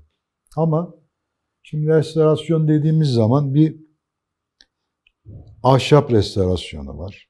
Yani bir işte porselen restorasyonu var. Bir işte altın varak dediğimiz sedefkarlar restorasyonu var. Bir gümüş restorasyonu var. Resim restorasyonu var da var yani. Şimdi mesela bunların hepsini bilinçli ellerde olması lazım. Yani bunu şimdi tutup da bilmeyen bir insan hani mesela şimdi adam çok güzel bir eşyası var. Usta diyor ki ben bunu diyor işte 10 bin liraya cila tamirini yaparım. Ya çok usta diyor gidiyor hiç bilmeyen 2-3 bin lira dediği zaman birine veriyor o eşyayı mahvediyor. Bir kere bir sıfır mağlup. Yani hata yapıyorlar. Bir de dediğim gibi her şey restorasyon olmaz. Mesela şey vardır ne söyleyeyim. Üstten silinmesi gereken eşyalar vardır. Yani hiç ona böyle bir zımpara, sistire yani normal mobilya için konuşuyorum. Sadece o üstten bir tozu alınır, silinir, o haliyle bırakılır. Varak, altın varak bir obje veya bir koltuk takımını düşünelim. Mesela onun bazı yerleri dökülmüştür. Sadece oralar restore edilir. Komple yapılmaz. Ne bileyim bir gümüş restorasyonunda tutup da bunu komple bunu fırçaya vereyim, temizleyeyim dersen olmaz. Bir resmi vereyim bilinçsiz bir insana işte veyahut da bir hat olayında mesela bir tarafında bir şey var. Onu ben vereyim boyayayım olmaz. Onu hiç elletmeyeceksin bir kere. Resmi profesyonel olmadan eline alamaz. Ama döşemeymiş, cilaymış. Hani normal bir evinde kullandığın işte masif ağaç eşya, masif büfe. Hani bir işlemesi yok, bir şey yok. Onu verirsin. Onun bir temizleme ilaçları var, zımparası var. Onu yapar usta. Ha şöyle bir şey. Bir el cilası yapan var, bir de vernik basar. Ne bileyim kimyevi maddeyle yapanlar var. Bunlara dikkat etmek lazım. Yani ne bileyim mesela çok güzel bir şansa usta mümkünse bunu senden rica ediyorum. Normal komalak cila istiyorum. Ama vasat bir şey olur. Yani çok uçmasın, fiyatı yüksek olmasın diye. Ustam bunu işte normal bir şekilde işte ne bileyim bir vernikle veya bir tinerle açılan bir şey var. Dolgu malzemesi. Ondan da yapabilir ama o ağacı korur. Bir şey olmaz ama tutup da çok güzel bir ne bileyim işlemeli, oymalı bir eşyayı yeniden temizletip yeniden yaptırmak hata. Yani onu üstünden sildirip öyle kullanacak. Mesela ne bileyim bak tombak bazen bize geliyor. %80'i gitmiş tombağın. Niye? Bunu adam bakır üzerine altın yapmış. Bunu veriyor bakırcıya şuraya buraya veyahut da yanında hizmetlisine. Sil bunu temizle derken bütün üstündeki tombak gidiyor. Ne bileyim gümüşte de aynı. Veriyor gümüşe fırçaya tutuyor adam. Onun bütün dokusunu mahvediyor. Yani onun gibi bir şey. Ne bileyim yani öyle. Yani bu yani antikanın bakımları iyi ellerde olmazsa onun bütün özelliğini kaybettirir, bozar gider. Aşağı yukarı yani 8-10 tane öyle bir dükkan var. Hani hem kendi işlerini yapıyorlar bu adamlar. Dükkanları var. Artı mesela özel müşterilerin, isteyenlerin de onların da restorasyonlarını yapıyor. Bunlar tabii profesyonel insan. Mesela İlhan arkadaşımız. Yani hani ona gözün kapalı. Yani bir de gördün yaptığı işleri. Yani onun gibi arkadaşlara. Yani bunlar da elimizin sayısı kadar kaldı. Yok fazla zaten. Çünkü niye yetişmiyor? Bir de şimdi bu dijital dünyada böyle çok kolay para kazanma peşinde olan gençler şeylerle hani yani o tür işlerle uğraştığı için gideyim bir sanat yani bir ustanın yanında bir sanat öğrenmek için yani bir de eskiden ustalarla çırakların arasında saygı sevgi vardı. Şimdi mesela bir yere çırak girse adam hafif ustası bir şey dese alınıyor insanlar. Halbuki ustan senin iyiliğin için söylüyor bunu öğrenmen için. Mesela ahilik durumu var biliyorsun. Usta çırak ilişkisi ve aynı zamanda saygı sevgi. Yani bu olacak ki o şeyi o sanatı güzelce kavrayabilesin ve sen de onu ileri kuşaklara aktarabilesin. Yani öyle oluyor, öyle yetişiyor insanlar. Yoksa insan yetiştirmek zor o zaman. O zamanki yani müşteri olan insanlar daha bilinçliydi. Yani belki paraları bugünkü kadar çok değildi ama bilgisi daha çoktu. Bize öğretiyorlardı ya. Ben bilmiyorum mesela şu nedir. O bana diyordu mesela bu budur. Öyle bir insan grubu geliyordu ve bilinçli. Ve o insanlar tabii çoğu hem doydu hem yaşları ilerledi. Kimisi de belki Allah'ın rahmetine vefat etmiştir. Sonra bir Özal zamanında bir zengin grubu oldu. Hani Özal zamanında. Yani hakikaten ülkeye bir ferahlık geldi o zaman. Bir para bol akış oldu. O paranın akış zamanında böyle yeni yeni zenginler türediler. Bunlar tabii bilinçsiz alışverişler yaptılar. Efendime söyleyeyim. Çok o zaman hızlı bir çarşımızda bir dönüş olmuştu. Yani hakikaten böyle yani biz artık mal bulamıyorduk yani artık 30-40 senelik malları bile cilalayıp işte antikaya benzeyenleri bile satmaya çalıştık yani açık söyleyeyim. Sonra yavaş yavaş bu düşüşe geçti. Yani ondan sonra. Sonra bir 2010 2012'lere kadar yine işler hakikaten. Yani gönül vermiş, gelmiş mal almaya falan fakat şeyi karıştırıyor, tarzı. Bir ondan alıyor, bir ondan bir şey kuramıyor yani kafasında. Sonra bir daha yeniden değiştirmek istiyor. Bu sefer alan satan almıyor bilmem ne. O bir ara insanların şeyini bozdu. Yani şimdi öyle bir şey ki bu işte hani bu antikayı alırken birazcık böyle kendi şeyine uyacak, konseptine uyacak, evin tarzına uyacak. Mesela mesela bir büfe aldın diyelim, oymalı. İşte onun yanına işte ona benzer bir şey olacak. Yani şeyi karıştırmayacaksın tarzı. İşte öyle bir güruh geldi işte hani insanlar hiçbir şey bilmeyenler. Öyle karman çorman. Fakat bu son zamanlarda müşterimiz az ama bilinçli. Onu söyleyeyim. Gençler kendine göre, orta yaşlılar kendine göre veyahut bir tarz tutturuyorlar. Hiçbir şey bilmeyen mimarla geliyor. Yani mimarların tabii yani inan bak mimar belki biraz rakam yükselebilir ama evin bittiğinde evi sen bile tanıyamazsın. Yani böyle bir şey olur mu dersin yani. Ben kaç tane mimarın yaptığı yerlere gittim. Benim dükkandaki eşyayı orada gördüm. Kendi eşyamı tanıyamadım yani. O kadar muazzam yani koyduğu yer önemli, mekan önemli. Yani bunların hepsi birbirine bir bütün. Yani yakıştırmak lazım yerine. Yerine uyması lazım.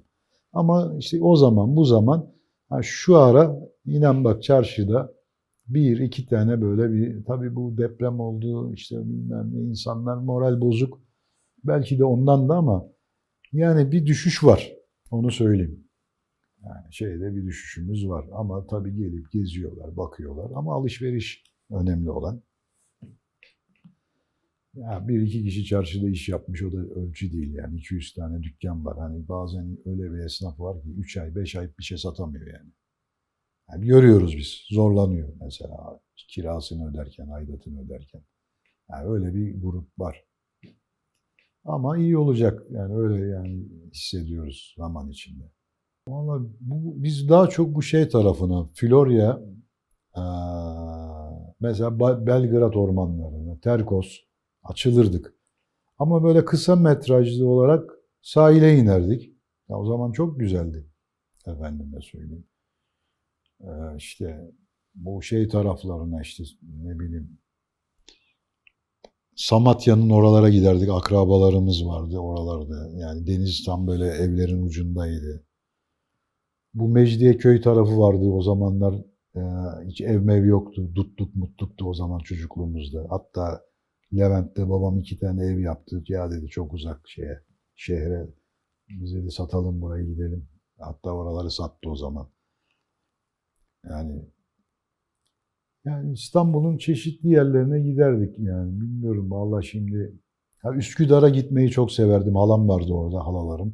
Üsküdar da çok güzel bir yerdi. Bak Üsküdar Fatih'ten aşağı değildir ha.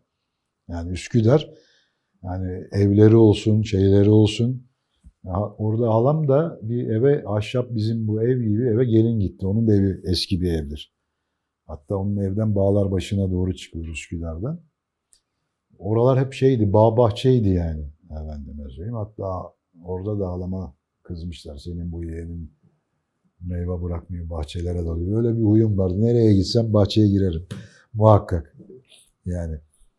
Öyle yani sayfiye yeri çoktu İstanbul'da. Adalara giderdik bak mesela. Yani adalarda şeydi yani bugünkü gibi gemi bomboş. Hatta bir gün babam ben birader üçümüz Budisiz olan adaya gidiyoruz. Babam bizi götürüyor. İsmet Paşa gemideydi. Bak o zaman. Babam bana dedi, git dedi elini öp yok dedim ben de. Bizim birader kalktı. O dilsiz sağır olan gitti İsmet Paşa'nın elini öptü. Hiç unutmuyorum bak. O da herhalde adada artık ada uğruyor işte Heybeli'ye mi inmişti o zaman hangisine unuttum inan. Biz de büyük adaya gitmiştik. Öyle bir anımız var. Böyle hani orada gitti bizim birader elini öptü. Oralara giderdik yani. Futbol yapmıştık işte efendime söyleyeyim. Onun haricinde öyle bir şeyim olmadı. Bir tek şeyi severdim ben. Yani spor sayılmaz o şey gibi. Balıkçılığı severdik biz. O zaman mesela bu Boğaz'da olsun. Geceliğin o arabalı vapurun ışığı vururdu böyle. Balıklar orada gezer. Gece sabaha kadar gider balık tutar kovalarla eve getiriyorduk mesela. Yani o da bize bir spor gibi geliyordu. Aynı zamanda eve bir katkı. Ondan sonra yani zaten şöyle söyleyeyim İstanbul'da kar yağdığı zaman biz ne bileyim sporun kralını yapıyorduk. Öyle değildi ki o zaman. İnan var ya nasıl biliyor musun? Kalkmıyordu kar. 15 gün, 20 gün. Her yer müsait. Araba yok, bir şey yok. Merdivenlerle. Böyle kayaklar yapardık efendime söyleyeyim. Şimdi bak o aklıma geldi. İstanbul'un kışı da güzeldi. Yani öyle. Yani futboldan daha çok şeyimiz vardı. Bir de bu Fatih'te güreş şeyi vardı bu Fatih Camii'nin aşağısında. Güreş kulübü vardı. Hatta oraya bir ara böyle bizim bir arkadaşımız oraya gidip idmanlara giriyordu. Hatta bana dedi ki gel dedi bir bak hani beğenirsen falan. Yani güreşe şey yapamadım yani o zaman. Ya bir de biz şöyleydik. Yapı olarak gezmeyi çok seviyorum biliyor musun? Bir yere bağlanamıyorduk yani. Gençken de öyle. Pazarı iple çekiyorduk gibi yerlere gidelim gezelim. Ha, bütün hafta şeydi okul çalış bilmem ne. Yani mesela bak hiç şey yapmam. Beykoz'a gitmiştik buradan. Bak şimdi aklıma geldi. O Beykoz çayırı vardır meşhur. Yani oralara kadar şeylerle geçiyorduk küçük motorlarla. Yani öyle şeyler işte. Haliç mesela pırıl pırıldı. Bak şimdi o aklıma geldi. Orada denize giriyorduk biz. Şey vardı, Unkapanı'nın başında balık şeyi vardı. Balıkçıların satış yeri yani. Şimdi nasıl balık pazarı var? Toptancı ama. Oradan o köprünün oradan öyle su görünür gibi oradan köprüden tak aşağı atlardık mesela. Haliç pırıl pırıldı. Haliç şeyden sonra kirlendi yani bu 70'lerden sonra veya 80'lerden sonra yani ondan evvel temizdi. Yani bizim çocukluğumuzda daha da temizdi. Hatta biz bir ara şeyde de oturduk mesela bu Haliç Tersanesi var. Onun havuz arkası denen bir yer var. Hamidiye suyu falan. Şişhane'de iş yerine yakın diye. Babam orada da bir yer şey yapmıştı falan. Orada bir bölüm oturduk. Çok kısa ama. Orada tekrar Fatih'e döndük. Yani babam yapamadı orada. Yani öyle şeyler. Yani sporumuz, futbolu çok seviyorduk. O. Başka bir şey değil. Vallahi yemek için şimdi şöyle çok evvelden insanlar yemeği böyle sefer taslarıyla iş yerlerine evden getiriyordu. Ama hafta sonları biz ailece bu döner şeyleri meşhur olan Küçükçekmece'de meşhur dönerciler vardı. Et lokantaları. Buradan babam bizi toplar oraya götürürdü. Bir de karşıda Yakacık diye bir yer vardı. Yakacık meşhur. Oraya giderdik. Valla bir de bu Vefa'da işte bu Vefa Bozası'na falan giderdik. İşte o Ömür'e giderdik. Ama yani böyle dışarıda yeme kültürü yoktu o zaman. Bu sonra çıktı bu dışarılarda gidip insanlara lokantalarda falan. Daha çok mangal yakardık. Bak. Hani oraya vereceğimiz parayla gidip dünyayı parayı vereceğine mesela mangal yakardık bir yere gidip. Hani böyle kahvaltıcılığa gideceğim bilmem ne. Evden hazırlanırdı her şey. Koyulurdu arabalara. Ya bu Kumburgaz tarafına giderdik. Bak ondan sonra. Oralar her yer serbest. Şimdiki gibi değil ki millet o zaman ev yok oralarda. Bomboş. Hani bakıyorsun neresi müsait çekiyorsun oraya arabanı. Efendime söyleyeyim. Bir gölgelik yapıyorduk kamyonetin üstünden. Mangalı pişir işte kahvaltıyı yap. Önce bir kahvaltı yapardık orada. Çocuklar denize menize girerdi işte biz falan. Efendim. Ondan sonra öğlen üzeri, öğlen de değil de 4-5 gibi mangalı yakardık efendim. İşte yerdik, içerdik. Arkasından bir semaver, bir çay yapılırdı. Çayları içerdik. Ondan sonra arabaları doluşur. Gelirdik. O bize var ya bir ay yeterdi o iş. Şimdi insanlar niye tad almıyor biliyor musun? Haftada bir yapacağını ya da ne bileyim şey yapacağını her güne yani tatille hayatı bir oldu yani. Yani bir hafta çalışırdı insanlar, hafta sonu bir yere gider ondan bir keyif alırdı. Şimdi adam işinden çıkıyor, kafeye gidiyor, çay bahçesine gidiyor. İşte hani iş akşam ne diyelim saat 6'da işi bitirdi. 9-10'a kadar orada oturuyor, gerek duymuyor yani. Anladın mı? Başka yerleri aramaya. Zaten iş koşuşturması var. O araya sıkıştırıyor özel hayatını yani. Ondan sonra ancak ne oluyor? Bir ay 15 gün bir tatil hakkı varsa ya köyüne gidiyor ya da işte ne bileyim o büyük 5 yıldızlı otellerde kapanıyorlar içeriye. Obezite olup çıkıyorlar ondan sonra. Açık büfe yani orada da biliyorsun. Yani Allah olmayanlara versin. Dünya da çöpe dökülüyor oralardan. Yani öyle işte. Yani şimdi Türkiye yani ülke içinde veya İstanbul'un şeyinde mesela evlerden adres gelebiliyor bir. Ondan sonra müzayedeler oluyor iki. Aynı bizim gibi esnaf arkadaşlarımızdan da hani bizim işimize gelen, bizim daha anladığımız tür şeyler olduğu zaman oradan alıyoruz.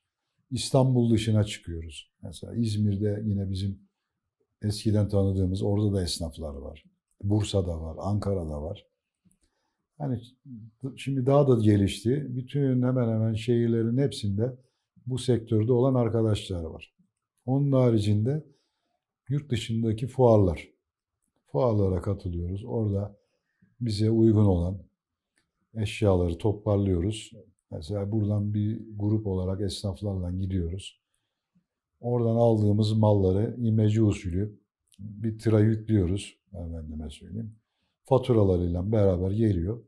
Tekrar burada gümrüğe giriyor. Gümrükten çıkıyor. Ondan sonra alıyoruz. Esnaflar olarak herkes kendi malını paylaşıyor. Yani bakımları falan olduktan sonra dükkandaki tezgaha geliyor. O şekilde temin ediyoruz. Efendim işte macun satanlar, efendime söyleyeyim işte koltuğunda böyle bir kutunun içinde lahmacun satarlardı, simit satarlardı, işte tatlı satarlardı, işte pamuk şekeri satarlardı. Daha çok bu okul önlerinde turşu satanlar, efendim. Daha sonra tabii bunları zaman içinde eskiden insanlar daha dürüst, daha temiz oldukları için gönül rahatlığıyla yiyorduk. Sonra bunları okul önlerinden ve mahalle aralarından yavaş yavaş belediyeler bunları kaldırdılar. Bu olaylar da tabii bu şekilde. Ancak bayramlarda veyahut da oyun alanlarında işte böyle çocukların gittiği yerlerde bugün belki bir tek pamuk şekerini görüyorlardır. O zamanki bizim çocukluğumuzdaki tatlıları veyahut satılan seyyar satıcılardaki bir de simit. Onu görürler. Ama biz bunların hepsini yaşadık.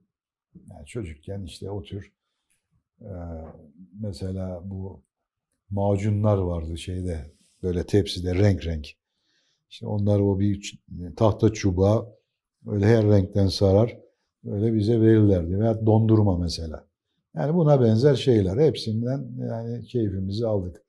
Bugünkü çocuklar o keyfi ancak AVM'lerde gidiyorlar annelerinin yanlarında. Ne kadar yaşıyorlar bilemiyoruz. Öyle. Tabii bizim bu Fatih bölgesi bizim için her yer aynı yani. Nerede rast geliyorsak ama en çok ben Fatih Camii'ni severdim. Bir de bizim e, evimize yakın olan işte şeyde Nişancı Camii vardı. Fevzi Paşa Camii vardı. İskender Paşa Camii. Bir de biz şöyle babam dedem olsun e, yani aynı camiye değil de Fatih bölgesinde olduğumuz için bütün camileri gezdirirlerdi bize. Hele ki Ramazan'da. Ama normalde semt camisine, semtteki caminin Kur'an kurslarına, oralarda geçerdi vaktimiz. Bir de severdik yani biz. Yani bize camiler o zaman şimdiki gibi şey değildi. Bize hep açıktı. İçerilerinde dolaşırdık, bahçesinde dolaşırdık. Bilmiyorum şimdi herhalde biraz daha böyle emniyete alınmış durumda. Çünkü nüfus çoğaldı. İnsanların ne olduğu belli değil. Bir de şöyle eskiden böyle bir hırsızlık falan duymazdık. Şimdi camilerden bir sürü değerli eşyaların kapıları açık olduğu için çalındığı, kaybolduğu söyleniyor. Bunlar için de önlem almaları gerekiyor tabii. Ama bizim çocukluğumuzda biz istediğimiz gibi şeye çıkardık. Minarenin şerefesine çıkardık. Hiç bize niye çıkıyorsun, niye giriyorsun diyen yoktu. Yani öyle haşir neşirdik. Evimiz gibiydi daha doğrusu. Yani ve camide de yattığımı bilirim. Yani yatıp uyumuşuzdur. Kimse de niye yatıyorsun demiyordu bize. Yani öyle bir hayatımız var. Bir de camilerin içinde bahçelerinde şey çoktur. Çitlenbik ağacı. Bizim çocukken en büyük oyuncağımız oydu. Böyle ağacın içini açardık. Çitlenbiği buradan bir de sopası vardı. Böyle çitlenbiği insanlara atardık. O bizim bir silahımız gibiydi. Yani çocuk oyuncağı. Ama yerdik de o çitlenbikler yenir. Camilerin bahçelerinde. Biraz olgunlaşır o. Tatlıdır o. Yeşil olur. Sonra renk değiştirir. Koyu böyle hani kara üzümler olur ya o renge döner. Yani öyle bahçelerinde sularından oynardık. Efendime söyleyeyim. Abdest almak bizim için çocuk oyuncağıydı o zaman. Suyu da seviyoruz. Yani abdestsiz gezmezdik yani. Her an hazır namaza. Öyle bir günlerimiz geçti. Halen böyle.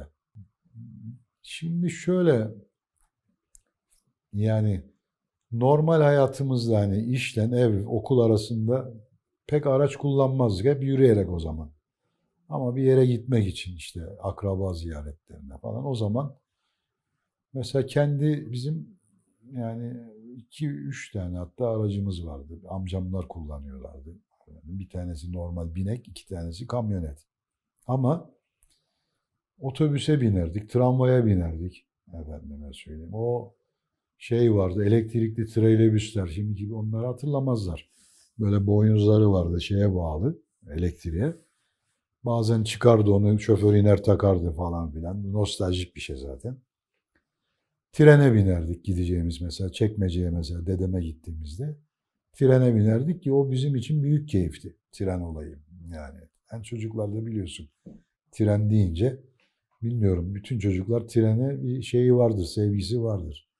Yani genelde bir de mesela Malta durağı vardı. Orada 4-5 tane araba vardı işte bu dolmuş türü. Yani orada sıraya girerdik. Ona binerdik işte bir kısmı Karaköy'e bir kısmı Taksim'e. Gideceğimiz yer olursa karşıya gemiyle giderdik. Ama genelde mesela Şişhane'de dükkan vardı işte bizim. Babamla beraber bazen çıkar yürüyerek hava güzelse giderdik. 87 Taksim Edirne Kapı arabası vardı o zaman. Numarası da 87'dir onun. Ona biner Şişhane'de inerdik. Bazen de yürüyerek. Yani genelde otobüs, vapur ama özel bir gezmeye gideceğimiz zaman kamyonetlerimiz vardı. Arkasının şeyi vardı. Halılar, yataklar atılır. İşte tabak, tencere koyulurdu. 2-3 araba binerdik işte gezeceğimiz veya akraba ziyaretine gideceksek ondan. Valla şimdi mesela işte tarihi yer derken bu Bizans yapıları daha çok bizde. İşte Kemer olsun işte kiliseden camiye dönen yerler var efendime söyleyeyim. İşte Yerebatan Saray var, Çukurbostan var. Fatih Camisi bugün benim için en Süleymaniye efendime söyleyeyim. Karagümrük'te işte o bir tane çok güzel bir cami var. Şimdi ismi aklıma gelmiyor. O Muzaffer Ağa'nın şeyin hemen arkasında. Hatta orası bir külliye gibi galiba. İsmi şimdi an aklıma gelmiyor. Fevzi Paşa Camii var. Bali Paşa Camii var. Yani şey olarak yani daha çok Osmanlı ile Bizans. Yani başka bir şey de bu Fatih bölgesinde yok yani. Yani daha çok bunlar var. Efendime söyleyeyim. Yani bir de tabii yani biraz daha açılırsak aşağılarda ne bileyim yine bu Vatan Caddesi'nin sırasında orada yine bir kiliseden dönme bir cami var. Karşı tarafta yine bir hastane gibi kullanılan yine bir külliye var.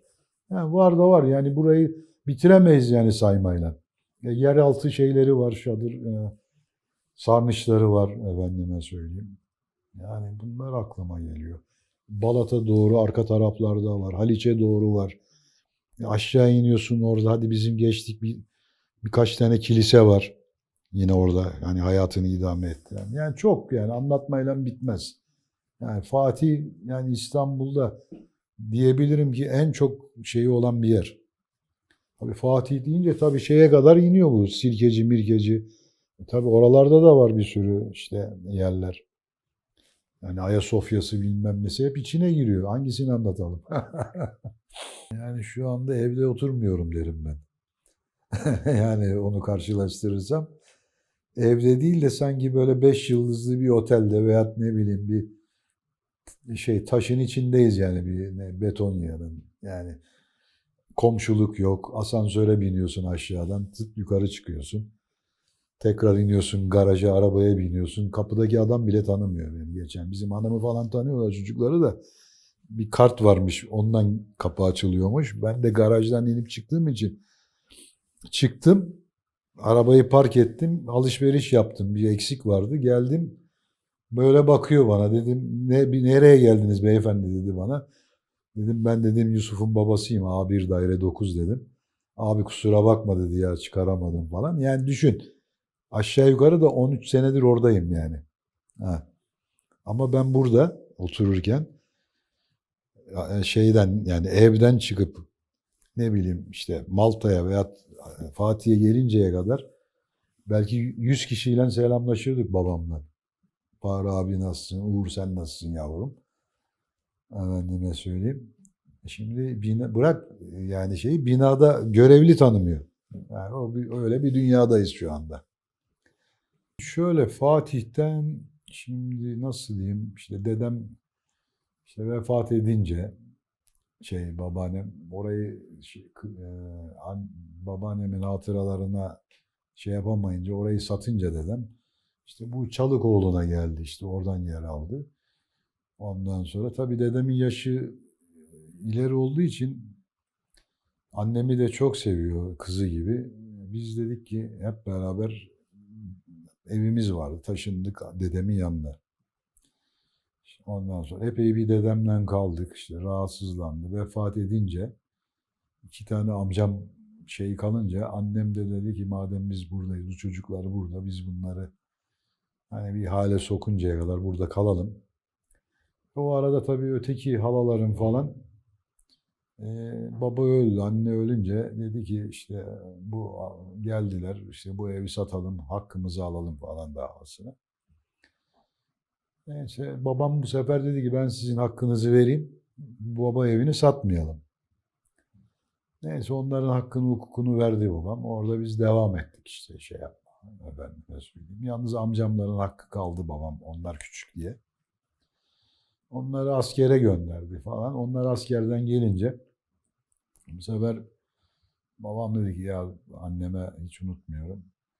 Burası dedi bunlar dedi kafayı yapar. İkidir babamızın evi falan. Biz dedi burayı satalım hem çocukların hakkını verelim. Biz o ara Üsküdar'a geçtik işte. Yani Üsküdar'ı babam seviyordu. Halam bir tanesi de oradaydı. Sonra işte orayı satınca bunların haklarını verdi. Ondan sonra hatta bankaya yatırdı. Bunlara yapmayın dedi. Siz dedi bu sizin bak evleneceksiniz falan. O ara işte onları evlendirirken falan o yaptı işte. Onları belediye ikisini de işe soktu. Biz Üsküdar'a geçtik. Ondan sonra Üsküdar'dan tekrar Fatih'e geldi babam. Ondan sonra Fatih'e geldik. İşte o zaman zarfında babam bu sefer arkadaşı var Acıbadem'de. Acıbadem'e gidiyor ziyarete. Acıbadem çok hoşuna gidiyor babamın. Aynı bulunduğu yerden bir yer varmış satılık. Fahri diyor gel diyor sen de diyor bizim yani diyor, akraba gibiyiz. Babam bu sefer Acıbadem'de çok güzel yer orası da bahçeli bahçeli. Acıbadem'de iki yeri alıyor babam. Ondan sonra Acıbadem'e taşınıyoruz. İşte Acıbadem'de işte biz orada büyüdük ettik. Ondan sonra orada babam işte belli bir zaman sonra vefat edince annem oradaydı. Maltepe'de bir yerimiz vardı. Kız kardeşim orada. Acıbadem'i kiraya verdik. Annem Maltepe'ye geçti. Ben burada oturdum bir müddet Esenler'de. Yani daha sonra. Ondan sonra Avcılar'a taşındım. Avcılar depremi olunca 99. Gittim Beylikdüzü'nden bir ev aldım bu sefer. Beylikdüzü'ne gitmiş olduk. Ama hep iş yerim. Benim bütün arkadaş çevrem burada. Şimdi şöyle yani bizim oturduğumuz yerlere böyle gidiyorum. Bazen yani burada bir lokanta var ismini söylemeyeyim Fatih'te. Oraya yemeğe geliyorum öğlenleri. Oraya da gelmişken şöyle bir yürüyüş yapıyorum. Böyle Atikali'den böyle arka taraflardan Çarşamba'ya gelmeden iniyorum. Hani bakıyorum oralara yani böyle tabii binalar falan olmuş ama çoğu yere göre dokuyu böyle fazla yani o çocukluğumu hissediyorum yine orada. O da neden? Çok aralıklarla var. Cami var, eski yapı var, işte okul var. O bölgeyi pek sanki bozmamış. Yani o bölge hoşuma gidiyor. Biraz da doğru ilerliyorum. Ahmet Rasim Ortaokulu var. Oradan Karagümrük'e doğru da gidiyorum. Çok gitmiyorum ama. Böyle inmiyorum ama caddeye indiğimiz zaman belli oluyor. Ama arka taraflar Çarşamba'ya kadar yani öyle bana bir his veriyor. Zaten onun için giriyorum oraları hatırlamak için. Bir de bu işte bizim geldiğimiz yerler. İşte Balat'a doğru inilen yerler falan. Bir de bu şey tarafı, Bali Paşa ile bu İskender Paşa tarafı var ya, Hırkayı Şerif. Oralar yani şey yapmıyor beni, fazla kafamı karıştırmıyor. Ama tabii ki o zamandan bu zamanlar arasında bir değişiklik var. Ama yine de o şeyi hissediyorum ama. Yani hepten kapatmamış o şeyi. Yani nasıl sana söyleyeyim? Hani o yapılar da bana nasıl biliyor musun? Hiç o yerlere bakmadığım için, direkt onları da gördüğüm için onları bana zaten yok gibi hissettiriyor. Çünkü ilgimi çektiği için direkt onlara kanalize oluyorum. Ama sokaklar, girişler, çıkışlar bilmem ne yani halen o şey esiyor. Tabii ki inşallah daha da beter olmaz yani. Yani şöyle yani zaten şöyle düşünüyorum bana bu gidip gelmek biraz zor geliyor. Yani şimdi bizim bir çocuklar işte yavaş yavaş şey yaptık. Hanıma hatta bazen söylüyorum. Ya hanım da diyor ki bu Bakırköy Zurat Baba tarafı var ya ortada olalım diyor yani. Ben de diyorum ki bu şey tarafı benim hoşuma gidiyor. Bu İskender Paşa'nın bazı sokakları var. Yani oralarda böyle küçük bir yer bize yeter diyorum. Yani var kafamda öyle en sonunda. Yani yerimiz çünkü burası yani. Şimdi biz oralara bakma mecburi gittik. Ama yani bir pundunu bulayım hani bu dönüşümler falan olsun. Yani tabii şey yapabilirsem böyle bir yer kafamda var. Yani illa büyük yerde bize şart değil yani biz yani ayağımızı attığımız zaman yani bu bölgede olalım. Efendime söyleyeyim. Hani yani hanım der hani gel bir Eyüp'e gidelim deriz. Gel bir şuraya gidelim. Ama şimdi oradan üşeniyoruz gelme. Trafik de üşendiriyor. Yaş da tabii şimdi daha da ilerleyecek. O zaman hiç gelemeyeceğiz ama burada bir de eşimiz dostumuz da var tanıdıklarımız. Yani onlara da yakın oluruz o vesileyle. Yani inşallah Allah nasip ederse var. Ya yani şimdi enteresan hani bir yere gidiyorum diyelim mesela işte yani İstanbul dışına çıkıyoruz. Muhabbet ediyoruz bilmem ne. İşte nerelisin falan işte İstanbul Fatihliyim deyince insanlar daha böyle şey bakıyor. Hani daha böyle ya siz eski işte orası bilmem nasıl nezih bir yer tabii. Abi o kafa orada kalmış ya. Bir de şeyin içindesiniz diyor. Bütün hani uzak şehirlerden gelip ziyaret edilen yerlerin ortasındasınız. Hani siz bir değerin içindesiniz. Öyle ifade ediyorlar. Hakikaten de öyle. Mesela insan kalkıyor, geliyor Eyüp Sultan'ı ziyaret etme, Fatih'i ziyaret etme, Ayasofya'yı, Sultanahmet'i, işte ne bileyim aklımıza ne geliyorsa. Bizim bunlar için bizim bunlar hep hani avucumuzun içinde olan yerler. Bu da bizim için büyük bir veli nimet. Öyle değil mi? Yani yürüyerek istersen hepsini gezebilirsin. O şeyi hani söylüyorlar hani siz ya ne kadar şanslısınız bile.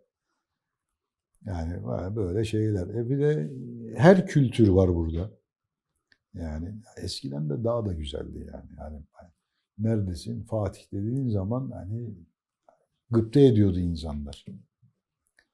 Yani şimdi öyle bir şey yani. Fatihli olmak ayrıcalık daha doğrusu. Onu da söyleyeyim.